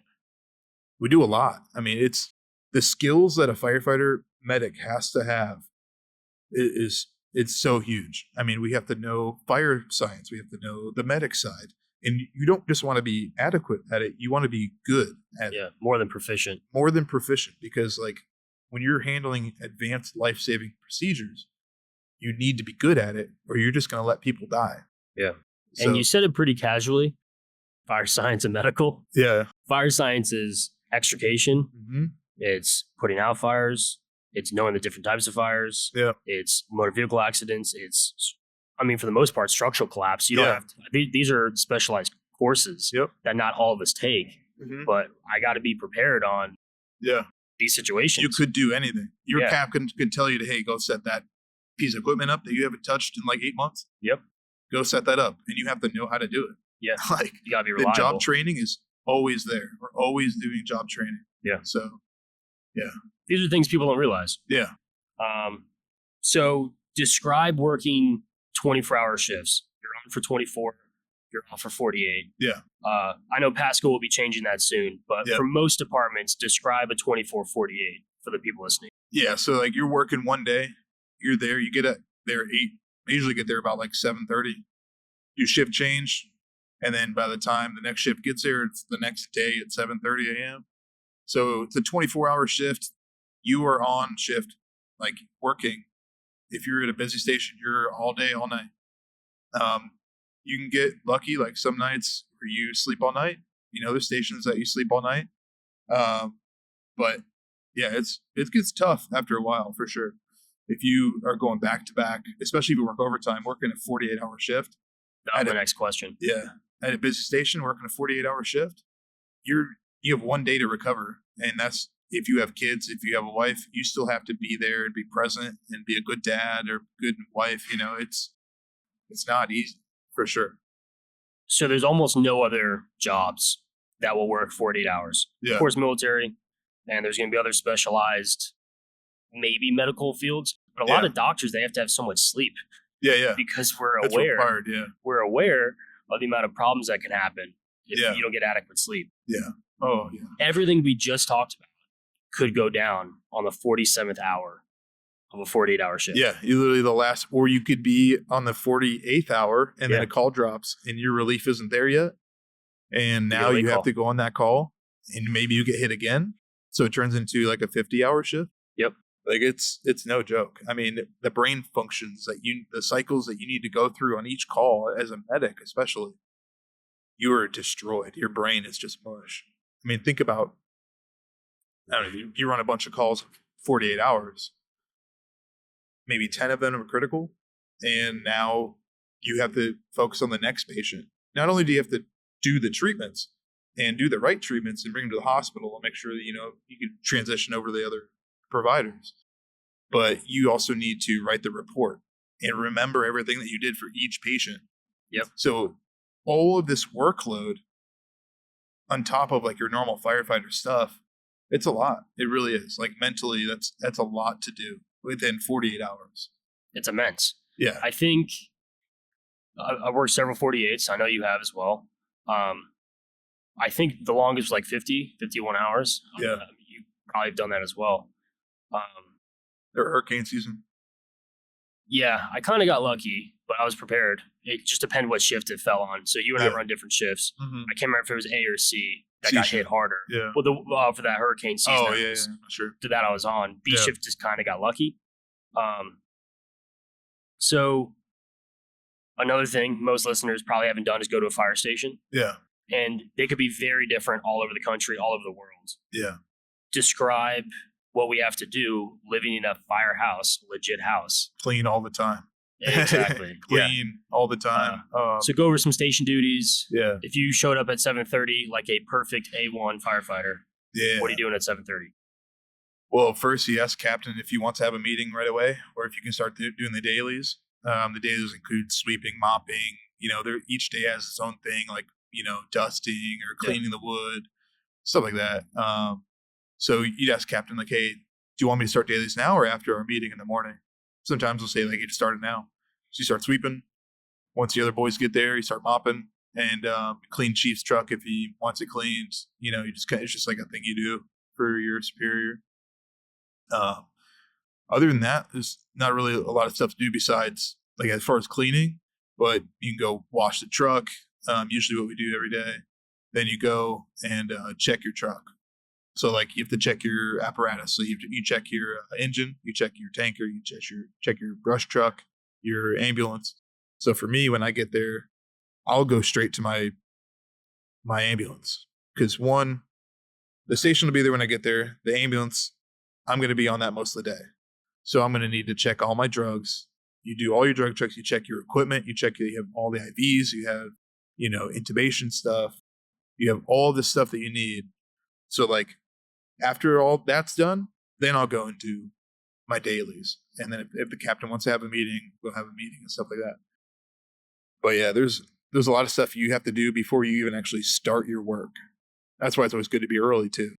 Get there early, hopefully before everyone starts waking up and starts feeling bad and starts calling. It's a bunch of stuff. Yeah. And because I've done it, that's why I don't want to gloss over it. Because people don't realize. They don't realize the immense amount of stuff we got to do. Yeah. So by just checking the truck sounds easy. We're basically inventory the entire thing. Yeah. If you want to be good at your job, you check. You actually perform the truck check. Yeah. You actually take everything out. Not even just like take it out, just like put your hand on it. Make sure I got this, got that. Okay, now I need to memorize where the placement of those things are too. Because if you get on a fire scene and you don't know where, you know, like where's the Halligan at, or like where's the, you know, the pike head or whatever, you got to find where that is. And you're going to look like an idiot on scene if you don't know, especially as a new firefighter. Make sure you know the placement of all of your equipment on that truck because it's super important to have that. And that's what people don't realize. The amount of stuff on the truck. So an engine is just a giant toolbox on wheels. Yep, with a pump and some water. Exactly. Yep. So I remember, you know, most of our engines carried about 750 gallons of water. People assume it's a lot more. Yeah. And they don't realize how much we have to rely on It's hydrants. enough to maybe get a knockdown. Exactly. Maybe. Right? Depending on what we're doing. Yeah. We have to go through the entire truck in addition to making sure there's enough water. Because that's another thing. If the truck doesn't have water, we're not much help. It's just a toolbox. Yeah, exactly. So describe station life a little bit more. I've talked to numerous people. They just assumed food's provided. No. People just assume, you know, people cook for us. Yeah. It's a literal house that we have to live and sustain. Yeah. Every third day. Yeah. You clean it. You cook. You clean up after you cook. You pay for all of your meals. I mean, usually the guy in the engine will cook. If like I was at station 27 and my buddy there, he's on them. Yeah, he's on a medic and he liked to cook, so he cooked. But typically it's the third man or fourth man on the engine that cooks. Yeah. Just because they're typically in the station. Yeah, they're typically longer. like they're on the engine, so the engine's usually not utilized as much because if it's just a straight up medical call, it doesn't need an engine. They'll just send the ambulance. So, exactly. Yeah, so they'll cook, they'll do all that stuff, but we pay for our own meals. People do donate some stuff to us for sure. Yeah. But it's usually like donuts and like, you know, not actual Chick-fil-A. food. Yeah. Unfortunately. Yeah. Just thankfully, like but unfortunately. Food. Yeah. So very, very recently, you just finished SWAT training. Yeah. Become a SWAT medic. Yep. Describe to the people listening, what is a SWAT medic? The SWAT medic is, as of right now, we're not deputized with the sheriff's office, but we go to the scenes with the SWAT dudes whenever they do a hit and we're their medical. So if someone gets shot, something crazy goes on and we need to do a medical intervention, we're there. We're the guys, we're the subject matter expert as the medic to do that stuff for them. We do have to qualify with a pistol. We had to do all that stuff. We had to learn the tactics that they use. And also like the tactics help us because we know most likely where to set up a CCP, which is like a casualty collection point. So it kind of all like works in together, but we had to get all the same training that the other SWAT dudes from sheriff's office had to do. And then after that, you become qualified as a SWAT medic. Do you eventually get deputized? I'm not sure how that works. They're trying to. The program's in infancy, so we're only the second class to go through it. So they just want to get enough bodies into it And then now we have to start developing it more and more. Like we're finally getting, half shell helmets. We're finally getting like good vests and stuff. So it's some growing pains with it, but yeah, we're basically there to be the medical for the SWAT dudes. When you deploy for Mhm. SWAT, is Mhm. it when you're on shift? It can When be on or off shift. be on or off? So Yeah. you're probably assigned certain times during the month or the week. Any day that they have a SWAT call out, it's usually planned. So, you'll get a certain amount of time. And you like, hey, you need to come to the meeting, go to the meeting, hear the brief. And then like whenever they decide to do the hit, you go out on the hit with them. And then you just put like IntelliStaff, which is what we use for Yeah, the, our staffing our staffing. software. Yeah. You put in there like, hey, SWAT call out. So, yeah. Has it And everyone happened can yet? see it. Yeah. No, I just completed my training. Yeah, that's Yeah, right. That's yeah, I right. literally just completed it, and Yeah. we're still waiting on our gear. So Yeah. maybe another 2 weeks, 3 weeks, and we'll be Cool. all set. Any mission that they go on, they send a text in the group chat through Signal, and you could Cool. reply Right on. like, "Hey, I want to go." So you can go as many as you want, as long as you're the first ones to reply. Cool. So that's my goal, is to go Definitely. on as much as I can. Exactly. So, Early bird gets the worm. yeah, exactly. That's what it is. When you do that, do you meet you're going to meet wherever you're told, but Yeah. do you deploy in trucks, fire trucks, engines? I don't know how this So you works. basically you would leave the station that you're at. So I'm at station 13. If I get called out in the middle of the night, then I would leave my rescue. I would hand over my drugs to another medic, like not my drugs, but my drug keys. Yeah. Hand it over to them so they have accountability of the narcotics. Um, from there, grab my gun, grab my gear, meet up where we meet up at. And then from there we get a briefing. And then it could be that same night that we go and do a hit. So I meet up there. Then we deploy in what's called a Bearcat. It's basically like an armored up vehicle. You deploy in that. There's like a van. There's stuff like that. Cool. Without like giving too much away. It's just Of course. Yeah. But there's stuff like that, and then we go out and on the raid, and yeah. So we go we all meet up at one point, get a brief, do a hit, come back to the place where we meet up, and then after there we go back to our shifts, or we go back home if we weren't on shift yet. I think most people would assume SWAT is reactive. It sounds like most of this is definitely pre-planned. Oh yeah. Right. Oh yeah. This is not a reactive operation. Yeah. It would be reactive in the sense that if there was a hostile shooter or an MCI. If there's something that happened where it forces you to react, it could be that. It could be hostage stuff where we have to react to it because we got the sniper teams. Like the colonel that was talking when we graduated, he basically said, "You guys are like the last line. There's no one else after SWAT. So if there's something that cops can't, like street cops can't handle, they send SWAT. Because SWAT is the only ones that have the snipers. They only have, all these other special weapons and tactics. They know how to handle pretty much every situation." I know it's super sensitive. Mm-hmm. Describe what you can about training for SWAT. Yeah. Because I'm assuming you don't have to go through the whole police academy. No, I'm assuming, right? Not yet. Not yet. Hopefully one day. If you're deputized, right? Yeah. So just what you could talk about, describe a little bit about the SWAT training as a medic. So we do a selection day. So it's basically like a hell day that we have to go through. And it's the physical fitness test. And this is before the actual SWAT training starts. It's just to kind of weed out the people that would normally show up. So start off with, I think, 35, 36 people, and it dropped to 11 or 12 by school. Showed up to school, and after that, we got selected and all that. First day, it's just getting your dick kicked in kind of way. They want to drop people if they can't physically handle what SWAT is supposed to do. And I totally agree with it. But we do that. We do a lot of shooting. We get issued guns. And then basically building up the team aspect of it. Because some of these dudes I've never met in my life, like obviously the firefighters I met because we serve together all the time. But some of these guys I've never met in my life, like a lot of like street cops and stuff like that. So meet up, we start building the team up a little bit. And then we start doing some training with like close quarters combat, where we learn how to clear a room. We learn like how to set up CCP, casualty collection point. We learn how to do all that stuff on top of knowing how to throw flashbangs, knowing how to like the marksmanship of pistols, ARs.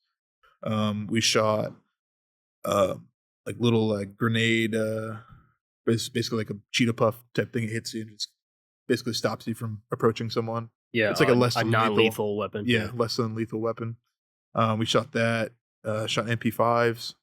Only the winner of the marksman or the pistol qualification won though. Yeah, but yeah. So we got to do a lot, and it's led by Dev Crew guys like SEAL Team 6 guys. They run it, and then the medical side is ran by a former Army Ranger, like Ranger Battalion medic, and so the knowledge base is insane, Immense. Yeah, it's huge. So like, especially having, I mean, it wasn't just like dudes who were in, the SEALs are like obviously highly trained dudes, but it wasn't just them. It was tier 1 operators from SEAL Team 6. Yeah, that's the best. That ran our training, and so yeah, the training we got was insane. I mean, within the short time that we had with them, we learned a lot. And yeah, I mean, it's just highly respectable guys, tons of training, shooting, tactics, mission planning. So like some military dudes maybe remember OSMIAC, which is just like a 5-paragraph order, how to write an order up. We went through like pretty much everything. So yeah, tons of training went into, especially the tactics. Tactics is super important to understand because anyone you can teach them how to shoot a gun. Not everyone can understand tactics. Yeah. Yeah. Of the dozen or so guys that at least started the class, how many of them were previous military? I think it was maybe 3 of us. Three or 4. Yeah. About a quarter or so. Yeah, and then one of them was from the sheriff's office side. He was another Marine rifleman. Cool. Yeah. So there was other experience. How well did your Marine experience cross over for SWAT? Especially physical aspect, a lot. Yeah. Because a lot of the guys, only a quarter of them have experience. Actually, I wouldn't even say a quarter. I would say 3, maybe less than that. Yeah. We're like in the Marines where we experience like the actual hazing aspect of it, where you do a lot of physical stuff, and they just like try to break you. Yeah. So that aspect of it, it was gold. I was enjoying every minute of it because that's something I missed. Yeah. You miss that. So if you take it for granted, like, this is hard. Like, I love this. Like, it's tough to do this, which like as men, especially, we love doing that hard stuff. Challenge. Yeah. That challenge, like I'll try to break me, So most of the guys were not veterans. How did they take it? They did well. Yeah. I mean, it's some new people, to them, even though it wasn't as new for you. Yeah. Some people like complain and stuff. Like, why are we doing this? And I'm like, dude, they need to do this because you have to be tough. You have to be physically fit. If you're not physically fit, you're going to get weeded out, as you should be.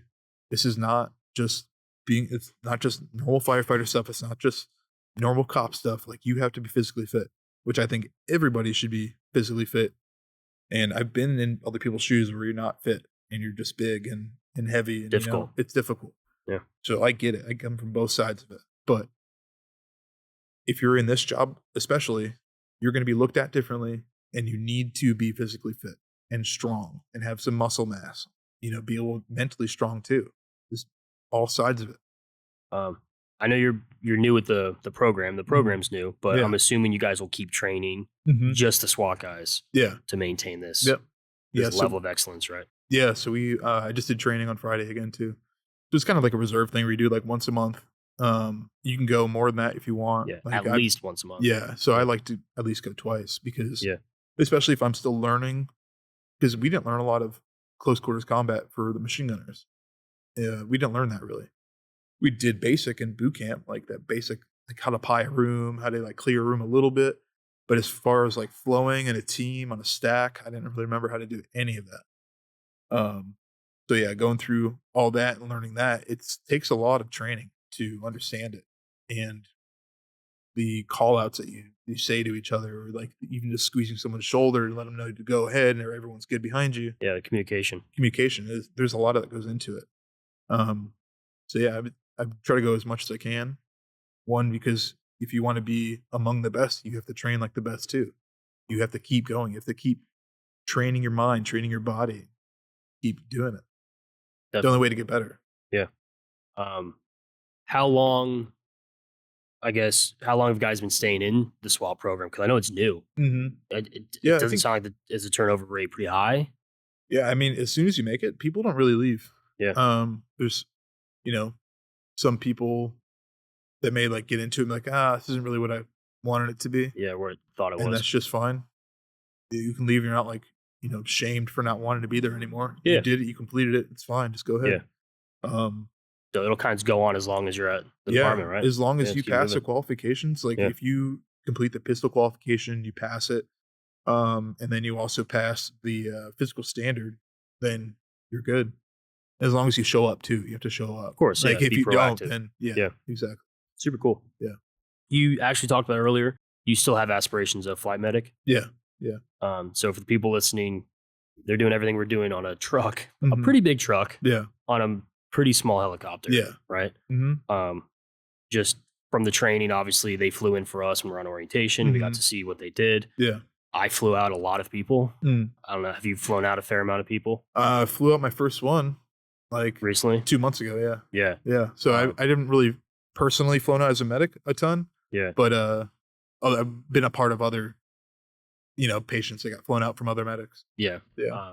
I meant that as an EMT because I didn't Oh, okay. go Yeah. through medic, but Yeah. I was just on a lot of Yeah. flights. Yeah. It's pretty crazy. So typically there's a pilot, Mm-hmm. there's a flight medic, Mm-hmm. and typically a flight nurse, Yeah. right? And Yep. is there sometimes a fourth? There might be a fourth member on the Usually I've only seen two people. They actually just two, right? So the pilot, the medic, and the nurse. Yeah. So two active like Medical. medical. And the person personnel, flying. yeah. It's a Yeah. lot. Yeah, it is. A lot to do. Inside of a tiny little High quarters. helicopter. Yeah. Yeah. Which I'm like nervous about because I'm gonna hopefully not bring the whole helicopter down, but Yeah. And you can imagine, hopefully we get as much done as we can on the ground. yeah. But depending on the circumstance, the timing, where they're Yep. going, what they need, Mm-hmm. they could be intubating in the air. Yeah. Which Yeah, I they can could only- be doing stuff. They can anything we all- do in a truck. Yeah. Yeah, but they can do like chest tubes and pillows. Like Yeah. they're like paramedics. As far as I'm relating to the paramedic that's also on the helicopter, we do a lot as street medics. They do even more as flight medics because they can do all these crazy advanced procedures that we can't do yet. It's wild. Yeah, and Very we already crazy. can do so much. It's there's so many different levels to medicine. Like obviously, when you become a doctor, then you become like a surgeon or you like a brain surgeon. Like there's all these different fields that have such depth to them. And medic is definitely one of those fields that we can go really far as a medic. The way I describe at least Pasco medics, I can't speak for every department, especially the whole country. I feel like we're closer. I say we, but the medics are closer to like a field PA, physician's assistant, Yeah, because we're really not asking for orders. yeah. No, they actually If- took all that away too. We So don't they ask. took it. Now there's no orders. Yeah, like So, remember like- the STAR program? Or like there's Yeah. a STAR for medication. You have to Yeah. call the hospital for that. Yeah, There's call none the of that. medical director and say Yeah. supervision. Hey, can I run this? Drop this? You Whatever. could literally not even do that anymore.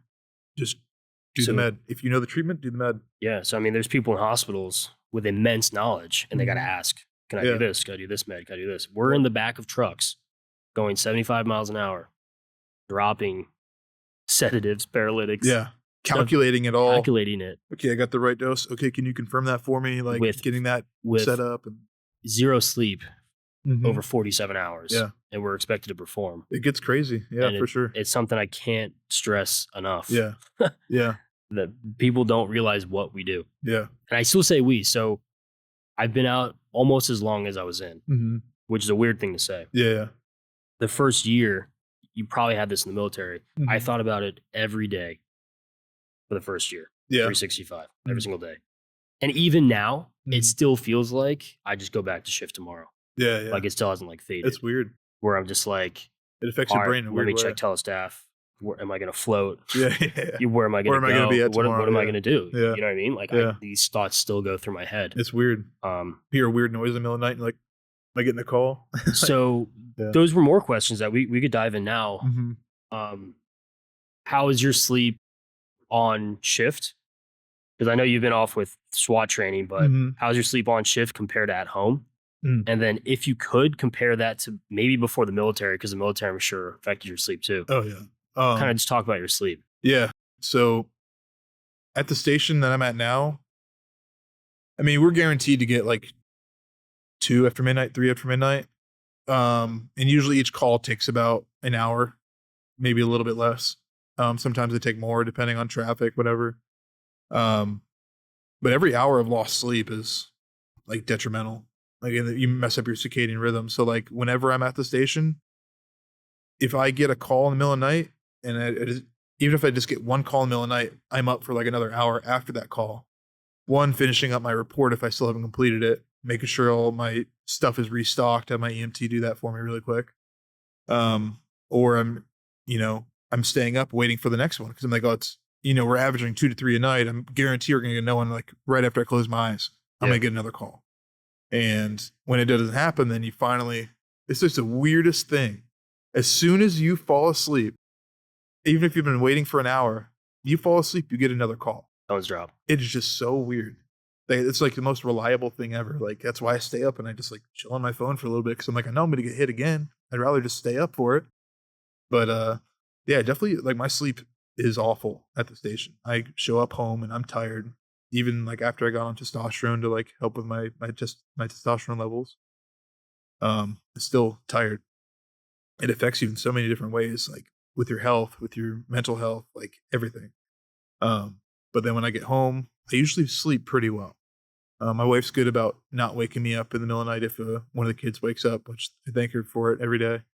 But yeah, when I'm at home, I sleep pretty decently because I know this is my time to catch up on my rest. But yeah, as far as like military wise, I mean, I remember being in the turret for, you're up for 48 hours or more, get like an hour or two of sleep, wake back up because as a machine gunner, I got to be in that turret. That's my spot.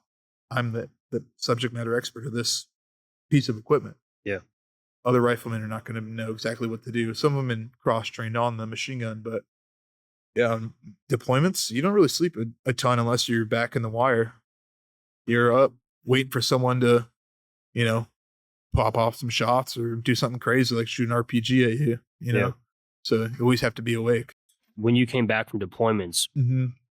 were you able to kind of get back to a sleep schedule, or do you still still Besides, affected? yeah, besides when I was drinking all the time. I mean, I would stay up and drink. That would affect my sleep. But as far as like, visions and, the typical like people think of PTSD, I didn't really have any flashbacks or anything that kept me up at night or anything. Because at that point, 19 years old, I thought that was the coolest thing I ever done in my life. Yeah. There were obviously scary moments during it all. Like, yeah. So, but as far as my sleep, when I got back, the only time I got interrupted is when we're training. So whenever we went out to train, you don't sleep, obviously. Yeah. You're up for fire watch where you're standing and Waiting. Yeah, you're just waiting. Like even in training, we do fire watch. It's where you literally stand there and you just wait. You're just like looking around, and it's just simulated, fire watch for when we go on deployment. We actually have to stay up for a long time. Yeah. So yeah, I mean, as far as like my sleep when I'm not in the moment of like working, I could sleep pretty well. Yeah. Do you dream when you sleep? Yeah. I get a lot of good REM sleep. All right, good. Yeah. Yeah. A lot of us don't. In the fire department, right? Yeah.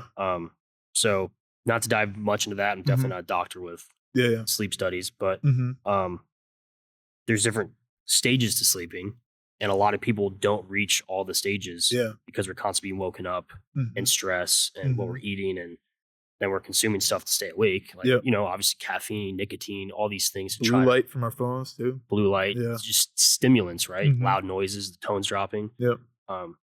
It affects, I've talked to a bunch of people, and the goal of this project is to talk to even more. It affects people differently, but a lot of people can't go home and go back to sleep normal. Yeah. And then they just have these chronic problems. So both men and women, they'll have testosterone drop because we both use it. Yep. But then, insulin spikes, and dumps, and all these different, all these different things happen. So like heartbeats drop randomly. Yeah. So we develop, diabetes with our eating, and we develop heart arrhythmias and all these different problems with our hearts. Yep.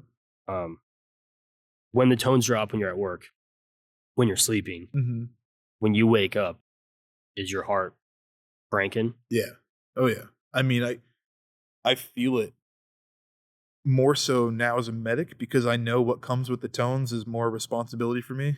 And it could be, you don't know what the call is until you really get into the notes in your ambulance. So like, we'll have a computer that shows us, 55-year-old male, chest pain, has previous cardiac history, stuff like that. It'll give us all that.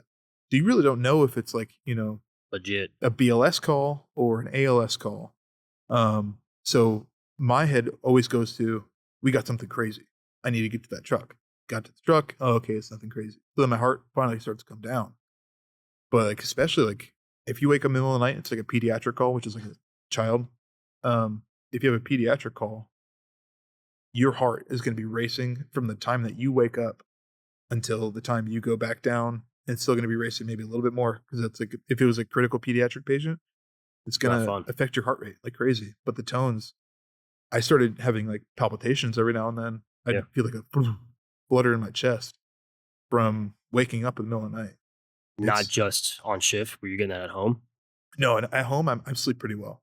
Yeah, so you're lucky. Yeah, I am very lucky. Yeah. I'm able to, what I've learned from, dealing with PTS and, mental health issues for a long time is that I've learned how to separate really well, which is like super important because when you get home, that's mainly your recovery.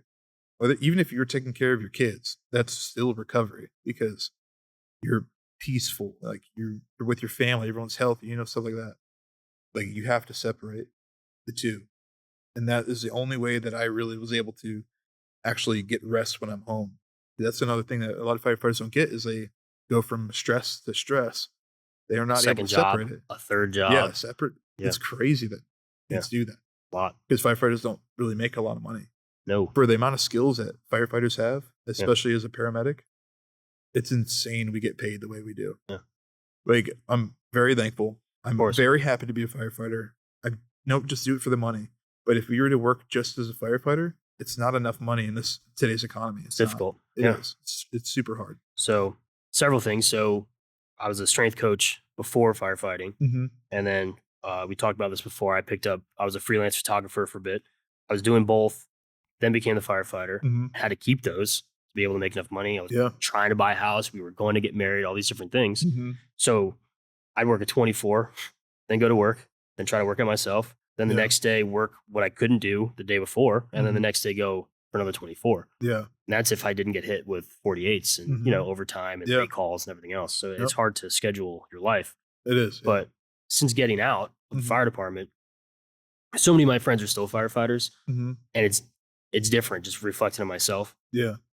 Getting out, my sleep both improved and got worse.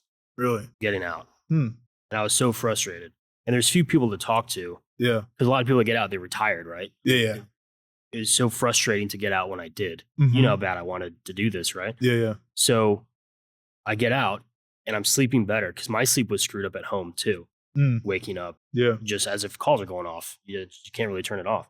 And before I left, I bid a slower station because I was trying to calculate what am I going to do next? Mm-hmm. Like, let me figure this out. Am I going to medic school? And this might be able to help me do this if my station's slower or just figure out my life. Yeah. So even at a slower station, I can get a full night's rest and I'd still be exhausted the next day.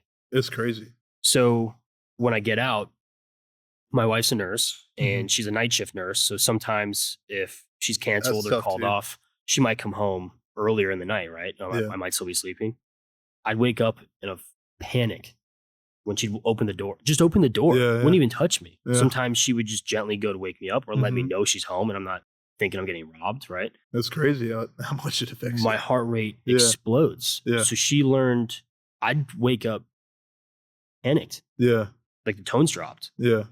There's been times where I'd fall asleep and think I'm in the station. Mm-hmm. It's like, I mean, I could do it right this second. Yeah. Fans to my left, my rescue phone's to my left, plugged in right next to my head, and the door's in front of me. Mm-hmm. These are things that people don't recognize, especially people that aren't in the field. Yeah. So what I meant by it got better and worse, I was sleeping longer, and then I really started dreaming, and the dreams were rough. Yeah. So I'm sure you know the difference of nightmares and night terrors. Mm-hmm. So for people listening, nightmares, you remember, they're awful dreams. Yeah. Night terrors have to do when you wake up in the sleep cycle. You don't remember them. You wake up at the wrong part of the sleep cycle, and it was a nightmare. You just can't remember it. And those got worse when I got out. Night terrors did? or nightmares? Not as great question. Yeah. Not as many night terrors on occasion, Mm-hmm. but like I would dream. That's why I asked you, because everyone's different. I dream at work or when I'm off, Mm-hmm. but like got worse. I Yeah. was like, oh, I'm out. You know what I mean? Yeah. I'm gonna get more rest and get back in a schedule. Like Yeah. I'm just less stressed. Mm-hmm. And then it's like I got more sleep, and then I got more problems. Yeah. It's like it's very bizarre. So it's crazy. Like I'm saying, like people gotta recognize this stuff. Like especially the guys doing the job, you have to recognize it because it will present itself at some time in your life. Yeah. Whether you're like the most peaceful you've ever been, it could still creep up and come to bite you. And it's super important to talk about it. Super important to acknowledge that it is a thing. You know, Yeah, it's legit. You've written a lot. I've read it through social media. Mm-hmm. I've been writing each week. There's a lot of things I've written about I haven't put out yet, and that'll have to do with this project. Eventually, I'll put them out. Mm-hmm. One of my writings, I talk about my great grandfather. He served in World War II. His Savage. Crazy. Yeah. Crazy. Even crazier story. So when the story comes out, Yeah. you'll That's eat it so up. cool. I respect those guys so much. Just to give a snippet of that, he was born in Canada, and his mom was jealous that he was getting married, so she put his name in the American draft. Oh, no way. That's why he went to World War II. He was Canadian. That's crazy. Living in the U.S. legally, Wow. right? Yeah, They moved here when he was like 5. He was just a kid. That's crazy. But she was envious that he was getting married, so she put his name in the American draft. Wow. Only reason he fought. Wow. He was just a Canadian dude living here. Just trying to chill in America. Just trying to make it. They were poor, right? Yeah. So his PTSD got so bad, my great-grandmother and him had to sleep in separate beds when he got home. And he could only be woken from his feet because he would try to kill you if you just gently touched him. Yeah. Because you can imagine what he did. Yeah. Crazy stuff. The level of war that a lot of these guys experienced was crazy. And back then, so he came back. I guess I'm telling more of the story, right? Mm-hmm. It'll be tough but enjoyable when I do tell the whole thing. Mm-hmm. He came back to New York, not where he grew up and not where he was born. And they told him he wasn't tall enough to be a police officer. Oh, wow. So he had to go work in the factories. That's tough. That's how this happened. Yeah. And then he's had to work until he couldn't work anymore, physical labor. Wow. And you can imagine how tough that'd be. That's a shot to your identity there. It's crazy. Yeah, he's like, really I'm hard. good enough to die for this country. He is an American. You know, he became an American. Yeah. He served. And then you're told you're too short. That was the only thing. That's you're crazy. Too short. But the PTSD that he didn't talk about. Yeah. He passed when I was super young. So I don't really have any memories, unfortunately. But what we can learn from guys like that, my goal is not to sleep in a separate bed. Yeah. For I sure. want to be able to be woken up. And it's gotten better. Yeah. But it's really tough. And that's what I want to talk about with this. Mm-hmm. So the plan with this, we were talking about this earlier. Yeah. I've got numerous therapists I'm going to be having on. Eventually, my plan is to have doctors on here and different people to help improve this. Yeah. For not just firefighters, but To get law that, enforcement, they've got veterans, merit military. and everything too. Of teach us what could I be doing better. Yeah. I thought I was sleeping longer. I'm doing better. Yeah. But my dreams are terrible. Mm-hmm. You know what I mean? I'm having nightmares. I'm having nightmares. Night terrors. I think that the tones are dropping in my own house. Yeah. You wake up in a panic. It's crazy how your brain stores imagery too. Something that I didn't think about for by the time 2017, it had been 3 or 4 years from that firefight where I was playing semi-pro football up in Wisconsin. I got hit blindside. And I went back, completely blacked out.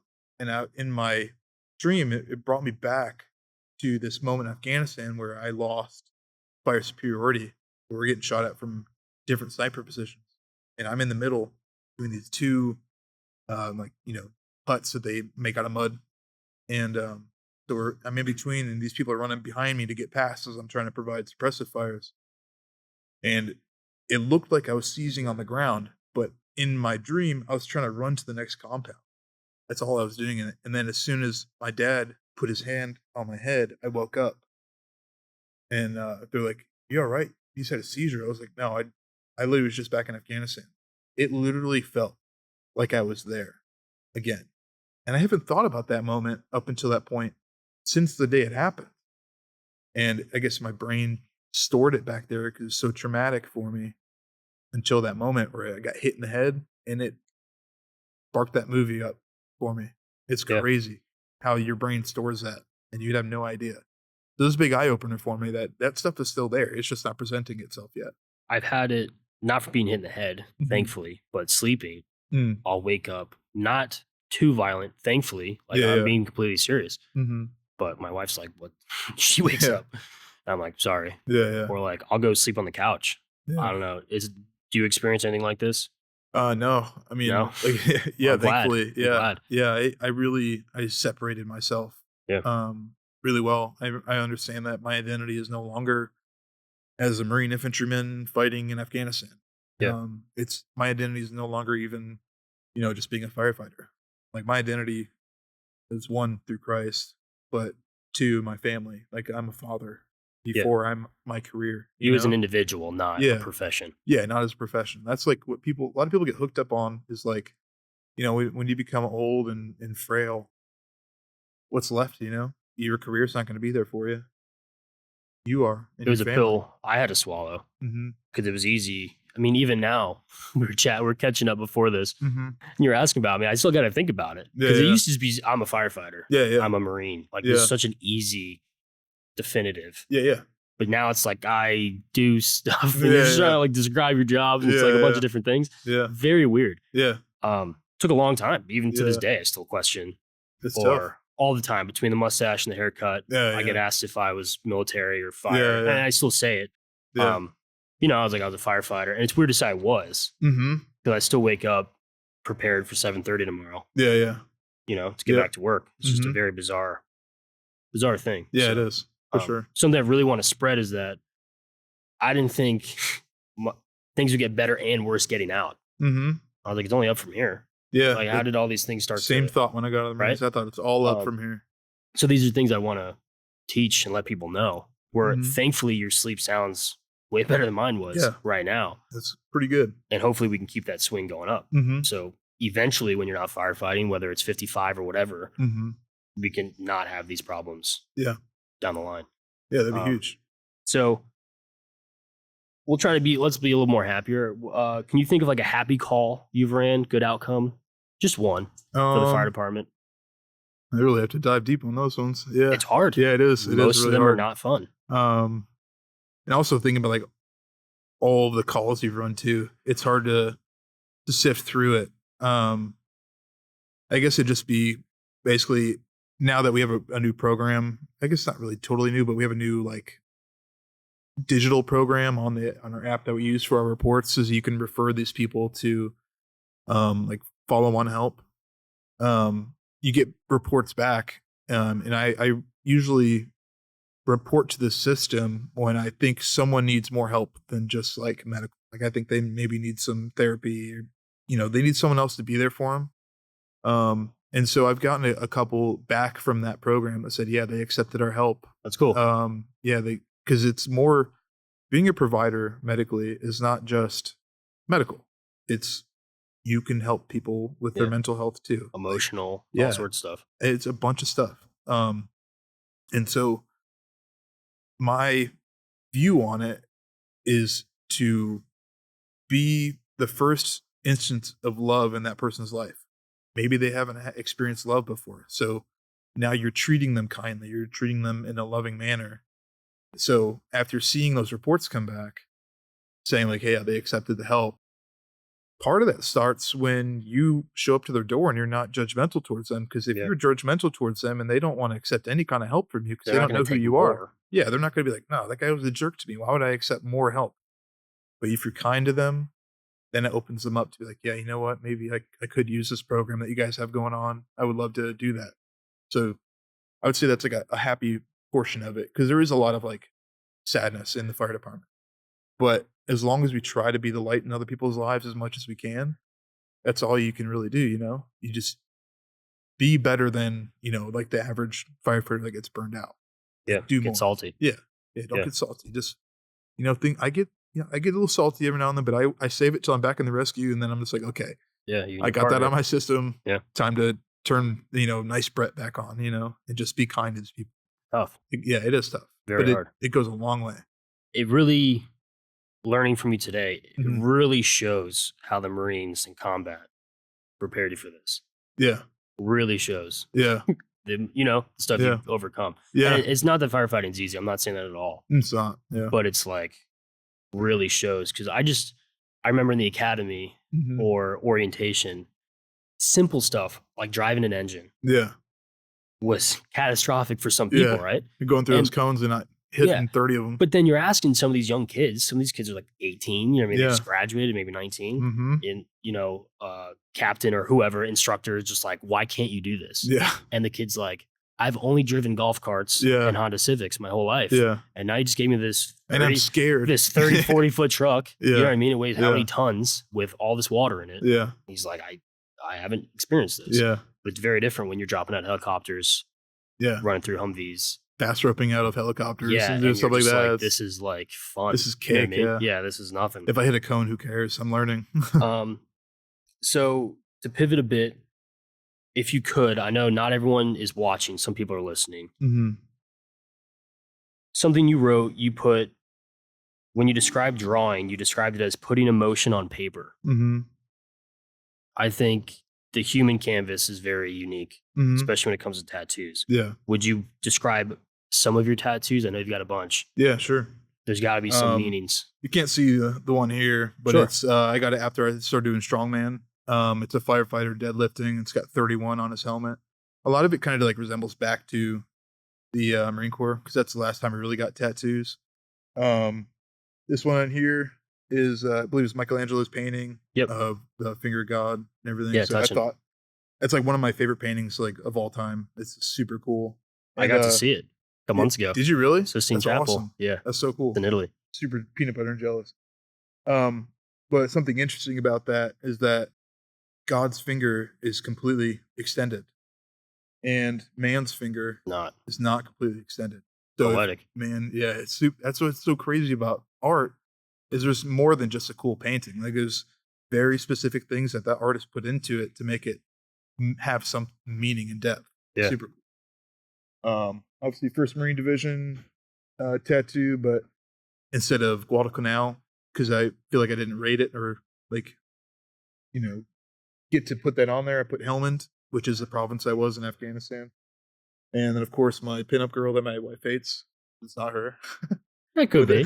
Yeah. With a 240. Yeah, of course it is. Yeah, I It's just had her. to put blonde hair on her. Yeah, that's her. Other than that, I mean, it's just like art that I thought was really cool. I course. mean, skulls, I think are like super cool, like Memento Mori, I love that. Would you describe tattoos as part of a coping and a healing? Oh, yeah. I mean, just remembrance, too. I mean, like, that's what I got. Ricky Nelson, like what we talked about. Of course. You He's got on your arm. killed in Iraq. I got him on my arm. Yeah. Family even after death. And so you just kind of remembrance, but also like it's you. Like these tattoos are me. Like I have a lot of tattoos that are like, I just liked it. It looked cool. It has some kind of meaning to me, like especially the 1st Marine Division tattoo. People see that, and most people know what the 1st Marine Division is. They see that, and they're like, oh yeah, it's the Marine Corps. So it's very recognizable, especially in the military. And obviously my 0331, which is my MOS numbers in the Marines. Every instrument's got some kind of 0331, 0311 on their arm or something. And I have one here is, if you want peace, prepare for war, or pray for peace, prepare for war. I honestly, I would get my whole body covered if I had the money to do it, but it's just so dang expensive, and we'll give it time. I'll have to save up a bunch of money, but yeah, it's expensive. But I love tattoos. So we've talked about this a lot, especially on and off filming, right? Mm-hmm. Huge proponent of this project and the podcast is mental health. Mm-hmm. We've talked a lot about combat. We talked a little bit about firefighting. Firefighting doesn't sound nearly as fun or cool, right? Mm-hmm. Describe some effects of PTSD that you've experienced. Yeah, I think I've had to think about it a lot, about how it actually affects me. So like not feeling like I'm part of something anymore, that really damaged me. And then understanding that what I went through, what other combat vets went through, is probably a very small % of the population of the world has experienced, especially in the setting that we were at. this crazy, combat, losing fire superiority at times. Like this just, it affects you in ways that you can't like just predict. But as far as like PTSD, I really don't have a ton of like memories. Like that one I described where I was lost superiority and, snipers were everywhere and stuff. I don't have a lot of flashbacks or anything, but one of the things I do feel that happened a lot was suicide ideation. Like I just wished I wasn't alive anymore. And obviously not a normal thought to have. And I think it plays a lot into not having a sense of purpose anymore. What is the reason for me to live anymore? If I did what I wanted to do and didn't die doing it. So yeah, it affects it, especially for me, suicide ideation. I had to fight that for a long time, even up until a few months ago. Even if like, I've got an amazing wife, amazing kids. I know the Lord, and it creeps up. Life doesn't just get, perfect after you have all these nice things. It's still there. Now it's just finding the reason to live instead of finding a reason to die, So it's not just a difficult subject, it's a Mhm. difficult experience to describe. Yeah, it is. It's definitely tough. Because we watch these silly commercials for pharmaceutical drugs Mm-hmm. and someone's cutting a pineapple and they're having these thoughts. Yeah, yeah. And it's really hard to convey why Mm-hmm. or how. Because you don't know them and It's you know it's their so past. difficult. Yeah. Were there things that would be triggers, or would you be willing to share what could cause some of the thoughts? Because it could be a perfectly great day, Yeah, yeah. and then 1 second later, If I feeling terrible. yeah, it could go either way. Depending on like this scenario, like I could watch like a military movie and be like, "Oh, that was sick," and then it goes from "Man, I'm really glad I got to do that" to "Man, I really miss doing that" to "I already did that. Why am I still want to be here anymore?" You miss that so much that Yeah. it's hard to get past it sometimes. But that would definitely be a trigger for me. Who's like, I miss doing that.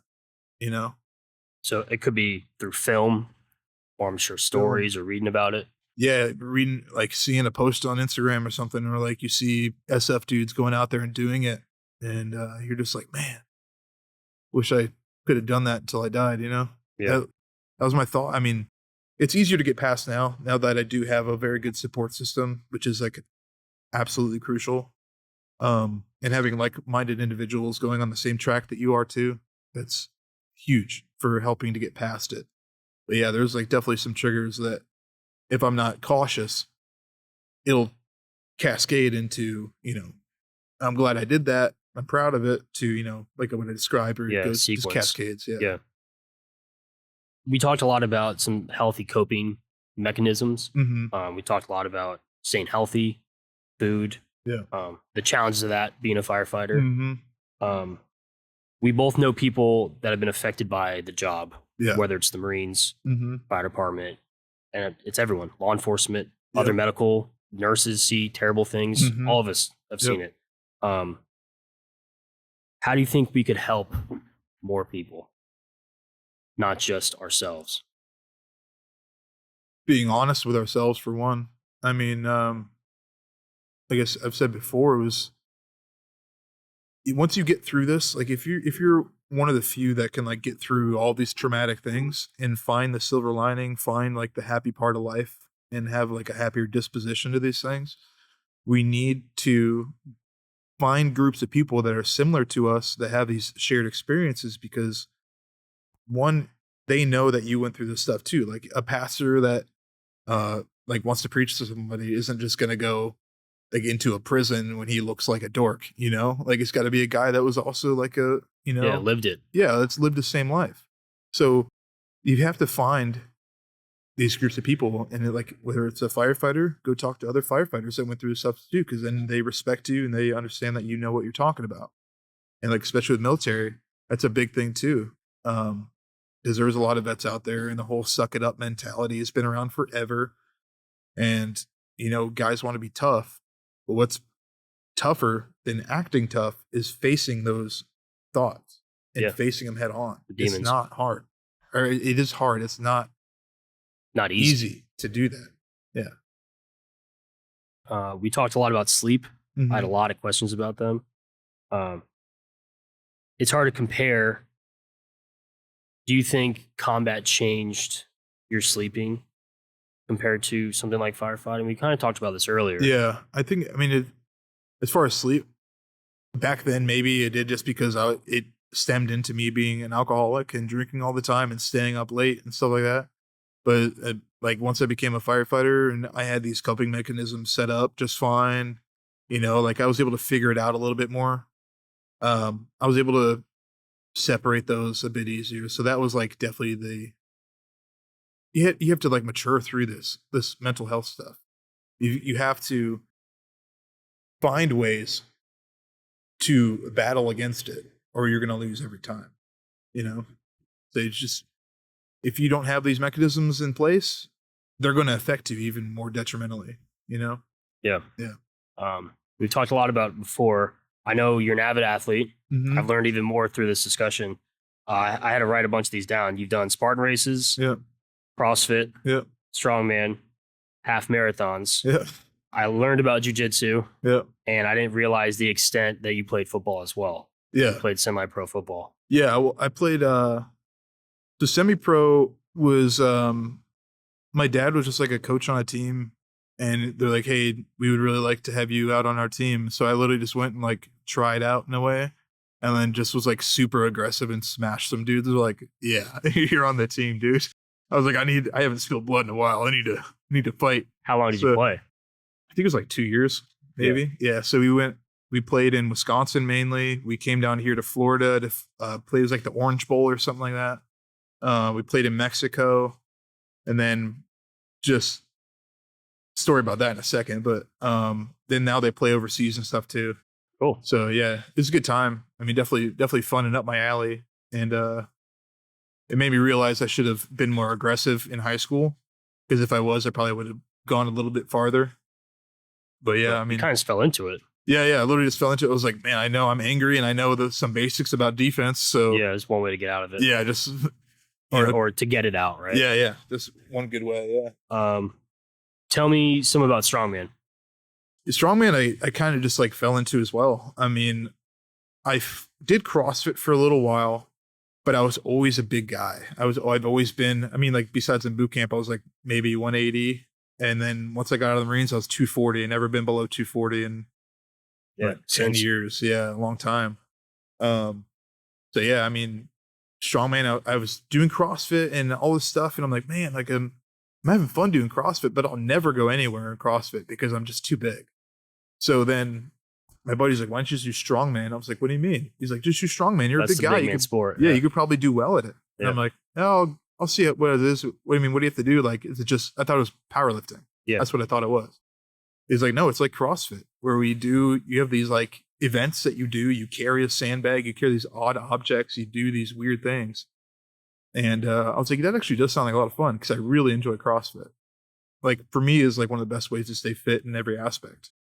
But Strongman, at that point I was 260 and then I got on test and I think I went up to like 500 milligrams and then got up to like 287, almost 290 and started doing Strongman. So started doing my buddy, went to my first competition, had no idea what I was doing. I was literally just like, pull this Humvee, pull this, pick this up. And I'm like, all right, sounds good. Like, this is what I'm good at. I'm good at being just a gorilla. So yeah, did that. First competition, I got second place. Cool. And then did another one at Clearwater. Hulk Hogan showed up there too. That was pretty cool. Got second place there and qualified for nationals. Oh yeah, man. Dude, this is a short little stint, but I was like, dude, I want to try everything and see if I like it. Yeah, you always go back to it. Like CrossFit was fun. I don't regret doing CrossFit. It was tons of fun. Strongman was fun. It's just injury prone if you don't know the correct techniques. And you don't. A lot to learn. Yeah, there's a lot to learn. Like any sport, really. It's more than just the training. It's a recovery too. So you and I were not known for our running and orientation. Yeah. How did you get into half marathons? Because that premise that I've always told myself I'll never be a good runner. I just wanted to defeat that in myself. Challenge accepted. Yeah. So you had to get to a point where like, before I just accepted I'll never be a good runner. I'll never run a half marathon, or I'll never like run a marathon or do a Spartan race. I'm not going to do any of that stuff. I'll just be a strong guy. I was just like, you know what? I'm going to just try it. I'm just going to go for it and just start putting in the work. And then started logging, like, I think it started out like 10 miles a week, nothing crazy. Oh, a week. A week, yeah. Man, you're really beating me. I'm not a psycho, yeah. But then I started doing like 20 miles a week, and I got up to like, I think 25, just to like get enough shape to run a half marathon. Yeah, so several miles a day or every couple of days, right? Yeah, like, you know, there'd be like short runs, and then there'd be like recovery runs, and also be like the zone 2 heart rate, where I run for like 15 miles. Yeah. And so, yeah, I just told myself, I'm like, I'm not going to just, you know, accept that I'm not going to be a good runner anymore. And ever since I started that training, I became a pretty decent runner for being, at the time, 250 pounds. Like, my body's not meant to move like that, but it did. And so, like, obviously I scared people when I was running behind them, because I sounded like, it's awesome. Yeah, you're moving. You know, breathing heavy and all that. But yeah, I did the half marathon. My knees were shot afterwards, but you know what? Like, how many other people are doing it at 250 pounds? You know, like, it's probably hard. Yeah, it's super tough. So, yeah, and after that, it reinstilled in myself that, you know, don't just accept things because they've been the same way for years. Change it. Do something different. Go start a full running program. Get good shoes. You know, recover adequately.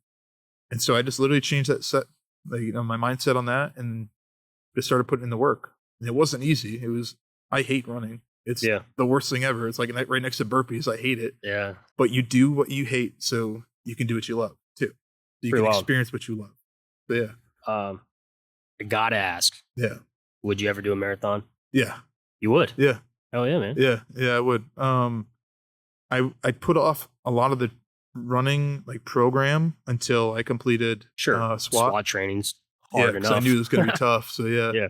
I just, you know, I put that aside for now. Yeah. Now I'm going to do, probably next one's going to be, I think it's at Raymond James Stadium, where we're doing another like Tough Mudder thing. It's just like a 3-mile track plus like obstacles and stuff like that. But yeah, I'm like, anything that like is tough or like should be tough, like challenging. Yeah. And it looks like weird. Like, why is that big guy doing that? Like, it like feels good. Like, yeah, I'm doing it. Yeah. You just gotta do it, man. I mean, that's awesome. I'll probably run a marathon. It'll probably take me like 6 months to prepare for that though, because like I said, I'm not naturally gifted at running. Yeah. It's a lot of grit and hard work to do that. So sure, man. Yeah. I learned a little bit. I don't know much. Tell me about Jiu-Jitsu. Tell me about the program you started to tell me about. Yeah, it's great, man. If you want to be a grown man and get your ass kicked, go to Jiu-Jitsu. Go in there cocky too. Oh, I went in there super humble. Okay, good. I went in there super humble. Yeah, but I'm telling you, if you go in there cocky and you're a big guy and you look strong and you try to muscle your way through, no shot. Yeah. Nope. Those guys will put you in. They'll turn you into Wetzel's pretzels, man. You're done. But yeah, dude, I got a part of the program. It's veterans with PTSD through USF, and basically sign up. You do like a little psych eval with some psychologists, and they basically like, yeah, you definitely are messed up enough that you need to go to do this. And so yeah, I went and started doing it, and it really did help with PTSD. So like the whole premise behind the program is to learn how to control things, even if it's stressful. Like, this guy's about to choke you out, but you can control it. You're not just like twitching and like, doing these weird things to try to control a situation. It's very controlled, thought out. Slow down. Don't, flex your muscles on this guy. Just figure it out. That's one of the big premises of it, is to slow down, figure this out. We've given you the tools to do it. So now start doing it, So it's been a great addition. And so now I get to go indefinitely to jiu-jitsu. Awesome. Yeah. Great benefit. There's on the couple programs like Defy organization, I think, does it, where they sponsor you. Any veteran with 70% or more disability will sponsor you to go to jiu-jitsu. They'll give you the gi that you wear. Yeah. Like, it's huge. And it's all veterans, right? Yeah. So you go to the school, they sponsor the veterans, but not everyone is veterans. Okay. So you're rolling with guys that could just be like normal dudes. Yeah. It's awesome. Which is good too, because like once like as far as like military, you don't really get to learn how to talk to people very well at all, which Yep. I think is another problem. Like when you become a firefighter, you have to talk to people. So that's like one thing is that The on the job training. yeah, that like on the happens. job training where you learn how to communicate with other humans. Like it's not normal in the military, but like when you get into like jiu-jitsu or something, you have to talk to the person, or like being a firefighter, you have to talk to somebody. So it kind of forces you to learn how to do that too. So there's a lot of like benefits more than just like wrestling with sweaty dudes, you know? So it's great. Yeah, I think it's super definitely cool. a really good benefit for any veteran to go do jiu-jitsu. I know it's expensive, so find a program that sponsors you. They've got them everywhere. And because it's like $180 a month if you go, you know, they pay for them. Yeah. So yeah, it's huge. Describe what it was like seeing your child for the first time. Oh yeah. A little bit different for each. So my wife is pregnant again with a girl. Congrats. I Thanks. didn't even know Yeah. that. Congratulations. Thank you. That's awesome. That's our last one, I think. I did not know that. Good for it's you. huge. Cool. Yeah, we wanted a girl. Something to calm the house down a little That's bit. awesome. Hopefully. Yeah. Cool. I'm going to be wrapped around her finger. I know I won't be able to spank her or anything. So you'll have this experience 3 times. Yeah. Yeah. How did the first 2 vary? Yeah. So, Crew, my oldest, he's the one that made me a dad. Super special place in my heart for that little boy. It was pretty surreal. Like you can try to prepare emotionally for that, but what hit me with him was when I like obviously held him in my arms and looked at him. I was like, that's my boy. Like if you're to describe anything that heals you, that right there. When Crew was born, that hit me, dude. Hit me really hard. And I was just super excited to be a dad and just love on that kid so much. All my kids. I mean, I'm super stoked after that. And then for my second, Valor, his hit me in another different way, where I didn't cry right when he came out because he was born with a nuchal cord, which just means that the cord is wrapped around his neck. So he started desatting, his heart rate started coming down. And but what's crazy is that he slept in the womb like this. So one cord was wrapped around his neck, the other one was wrapped around his hand. So he was born with a cord around his neck, but he saved himself. Yeah, breathing. Crazy. So real. He didn't breathe right away. So as soon as he took his breath, I just started bawling. Like the perfect name for this kid, Valor. Like this is the best name for this kid. Did you have the name before the birth? Yeah. Or that definitely influenced his I mean, name? it just Crystal, reassured it. Yeah, Crystal came up with the name, and I was like, "That's sick. I like that name." Yeah. Like, it's easy to come up with a name for a boy, but yeah. Then when he was born like that, and I was that just cemented like, it. yeah, I was like, "Dude, this is the perfect name," and and it just keeps cementing itself because he's not scared to do stuff.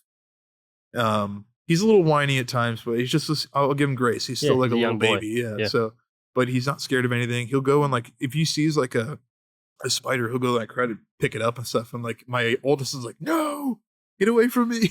Yeah. So yeah, it's super cool how different the kids are too. But yeah, they impacted me. And I'm sure again, my daughter, when she's born, it'll impact me a whole other way where like that's my daughter now, you know, like it's different boys. You can let them rough each other up a little bit, but like your daughter, like it unlocks a different part of your fatherhood.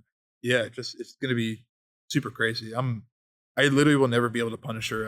I could already see like Crucible. You have to. I can't do that. Yeah, that's my little angel right there. So that'll be a new adventure having a daughter compared to just having sons. Thus far, what's been the hardest part of being a dad? Trying to get them to listen to you without sounding like a jerk.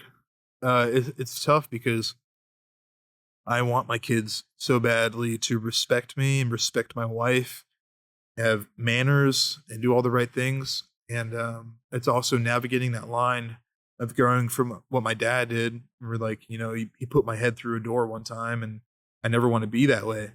So it's finding that line of like punishment that isn't like actually abuse, you know, because I do believe in spanking. I don't believe in just, you know, letting things go by and just not doing anything about it. But I also believe in giving some grace because I've been given plenty of grace in my life too. There's a difference of what's the right word? Crossing the line, Yeah. right? Yeah. Where now it's abuse, Yeah. right? Exactly. And a detriment. Yeah. It's the opposite effect where you drive your kids away from you instead of. And it's a very fine line It is. that every parent, Mhm. has to define and struggle with. Yeah. We don't have kids yet, that's definitely in the plan. Yeah. But every parent has to figure that out. Yeah. Right? How You do we do. do this? You've got to have that. You've got to have the mom and the dad be on the same page too. Be like, hey, this is what we're doing with our kids. Yeah.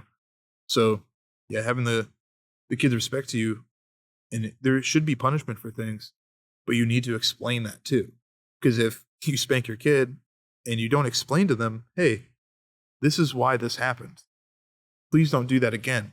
I just want to hang out with you and, grow with you and have fun. I don't want to have to do this stuff.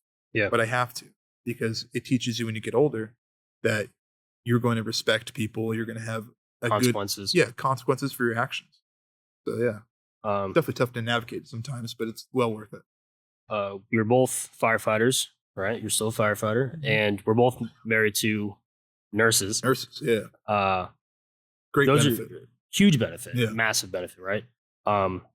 They're very unique careers, and I can't speak for either of our wives, especially being nurses and eventually moms, right? But describe being a dad and a firefighter, because 24/48 certainly plays a role. It does, yeah. I think the biggest thing it affects is when you come home tired all the time and you want to play with your kids, but you're so dang tired that you have to fight through it. And you're like, why don't I just want to play with my kids no matter what?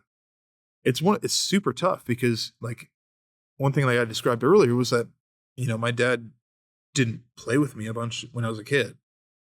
And so that's one factor that pushes me to do it even more with my kids and be hyper vigilant on it, because I want to spend as much time with my kids, because we've only got them for so long before they got their own friends and doing their own thing. So yeah, it's definitely tough with fatigue. But outside of that, the kids love it. I mean, my boys are like, "Daddy's firefighter. Like, that's my daddy." The trucks, the gear. They just think it's sick. Like and I come home with like my ballistic vest now, and they think that's super cool. And they see my pew pew guns, and they think it's cool. So like, the kids love it. I mean, I'm dreading the day that my boys and my girl don't scream "fire truck" as it's driving by, because like these are sweet moments. Reality that you get to. Yeah, it's just there's another fire truck. Yeah. But as kids, it's super cool. They think you're the coolest thing in the world, like as a firefighter, whatever. Like, if you've got a respectable job and like, oh, that's my dad, it's cool. It's definitely way more pluses than I think negatives. That's awesome. And that's what came so clear with what you just answered. Yeah. Because it's really easy, being that I was a firefighter, not that I was while being a parent, but like, it's really easy to see the negatives of. Yeah, it is. Wow, Tom was just hit, or Brett was, what I mean is hit with overtime. You know what I mean? Like, he's gone for 48, and now he's missing this practice and this dinner and this holiday. Because nursing comes with that as well. Every medical profession, and law enforcement and military. So I'm definitely not calling just one. Yeah. But it's a difficult line to ride. Yeah, it is. I think we're fortunate that nurses understand it better compared to if we were married to accountants. Yeah. They have no idea. Like, you come back home, like, I just got Rosk on this guy out of a code, and they don't understand any of that, right? And a lot of people listening, they might not know what Rosk is, and all these things that we're just return of spontaneous circulation. Yeah, well, we're just casually dropping, right? But Dominique will come home. She's a labor and delivery nurse. She sees some really sad situations. That's tough. And I didn't have those exact calls, but I know what it's like.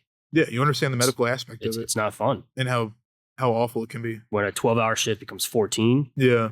And then you get called in early, or you get called off for holidays. Like, it definitely plays a role. It's tough, man. That's a huge, huge benefit of being married to a nurse, is that, one, she can decompress to me, and I can decompress to her. Because, like, throughout the whole day, we're taking this information, compressing it in our brains, and we need to decompress it somehow.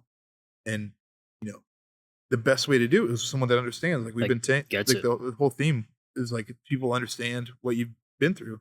Yeah. So now that they understand the information you're giving to them too, you can decompress that too.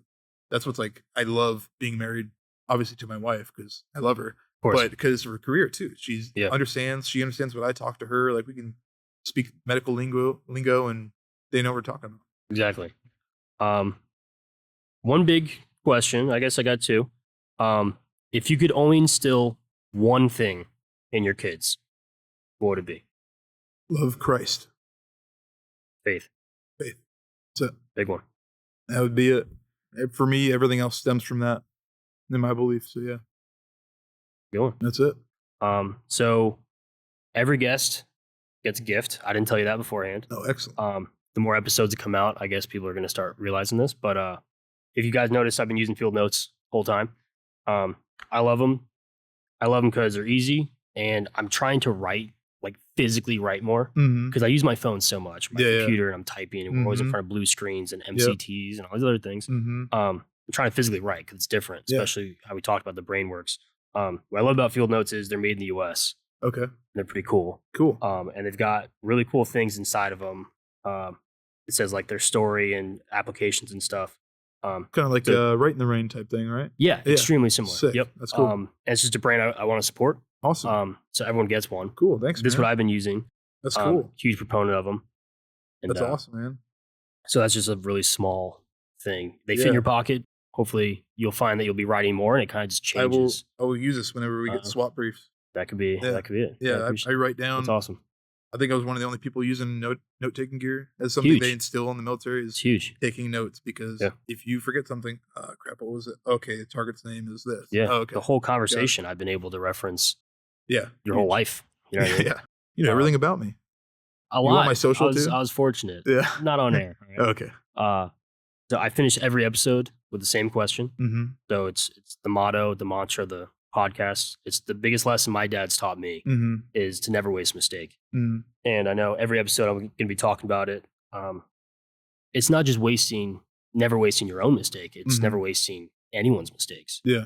So if you were to think of one, what's one mistake you have not wasted? I think failing in training. It's super important to fail, or to be willing to fail in training, which means setting yourself up for something that, like, you know you may not be 100% on this task.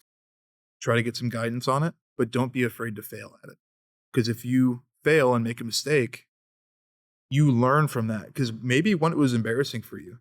Like, I'll give an example. For when I was in SWAT school and we had to clear a whole elementary school, I lost control of my team. I had not been in that scenario before, but I took charge and took a team. It was just training, obviously, so I'm willing to fail. But that mistake made me remember it. The more embarrassing it is, the more likely your brain's going to remember, like, okay, don't ever do that again. So don't be afraid to fail in training, because that's where you're supposed to fail. You're not supposed to fail where blood can be spilled. So I would say. It's a huge one. Pretty awesome. Big one. So I want to give special thanks to Thirsty Buffalo Brewing. They hosted this really cool location. We've been here all day, and I'm really grateful. So check them out. They're in Odessa, Florida, and Land O'Lakes. We might be having beer after this. I said we're just going to stick with water for the conversation. Brewskis.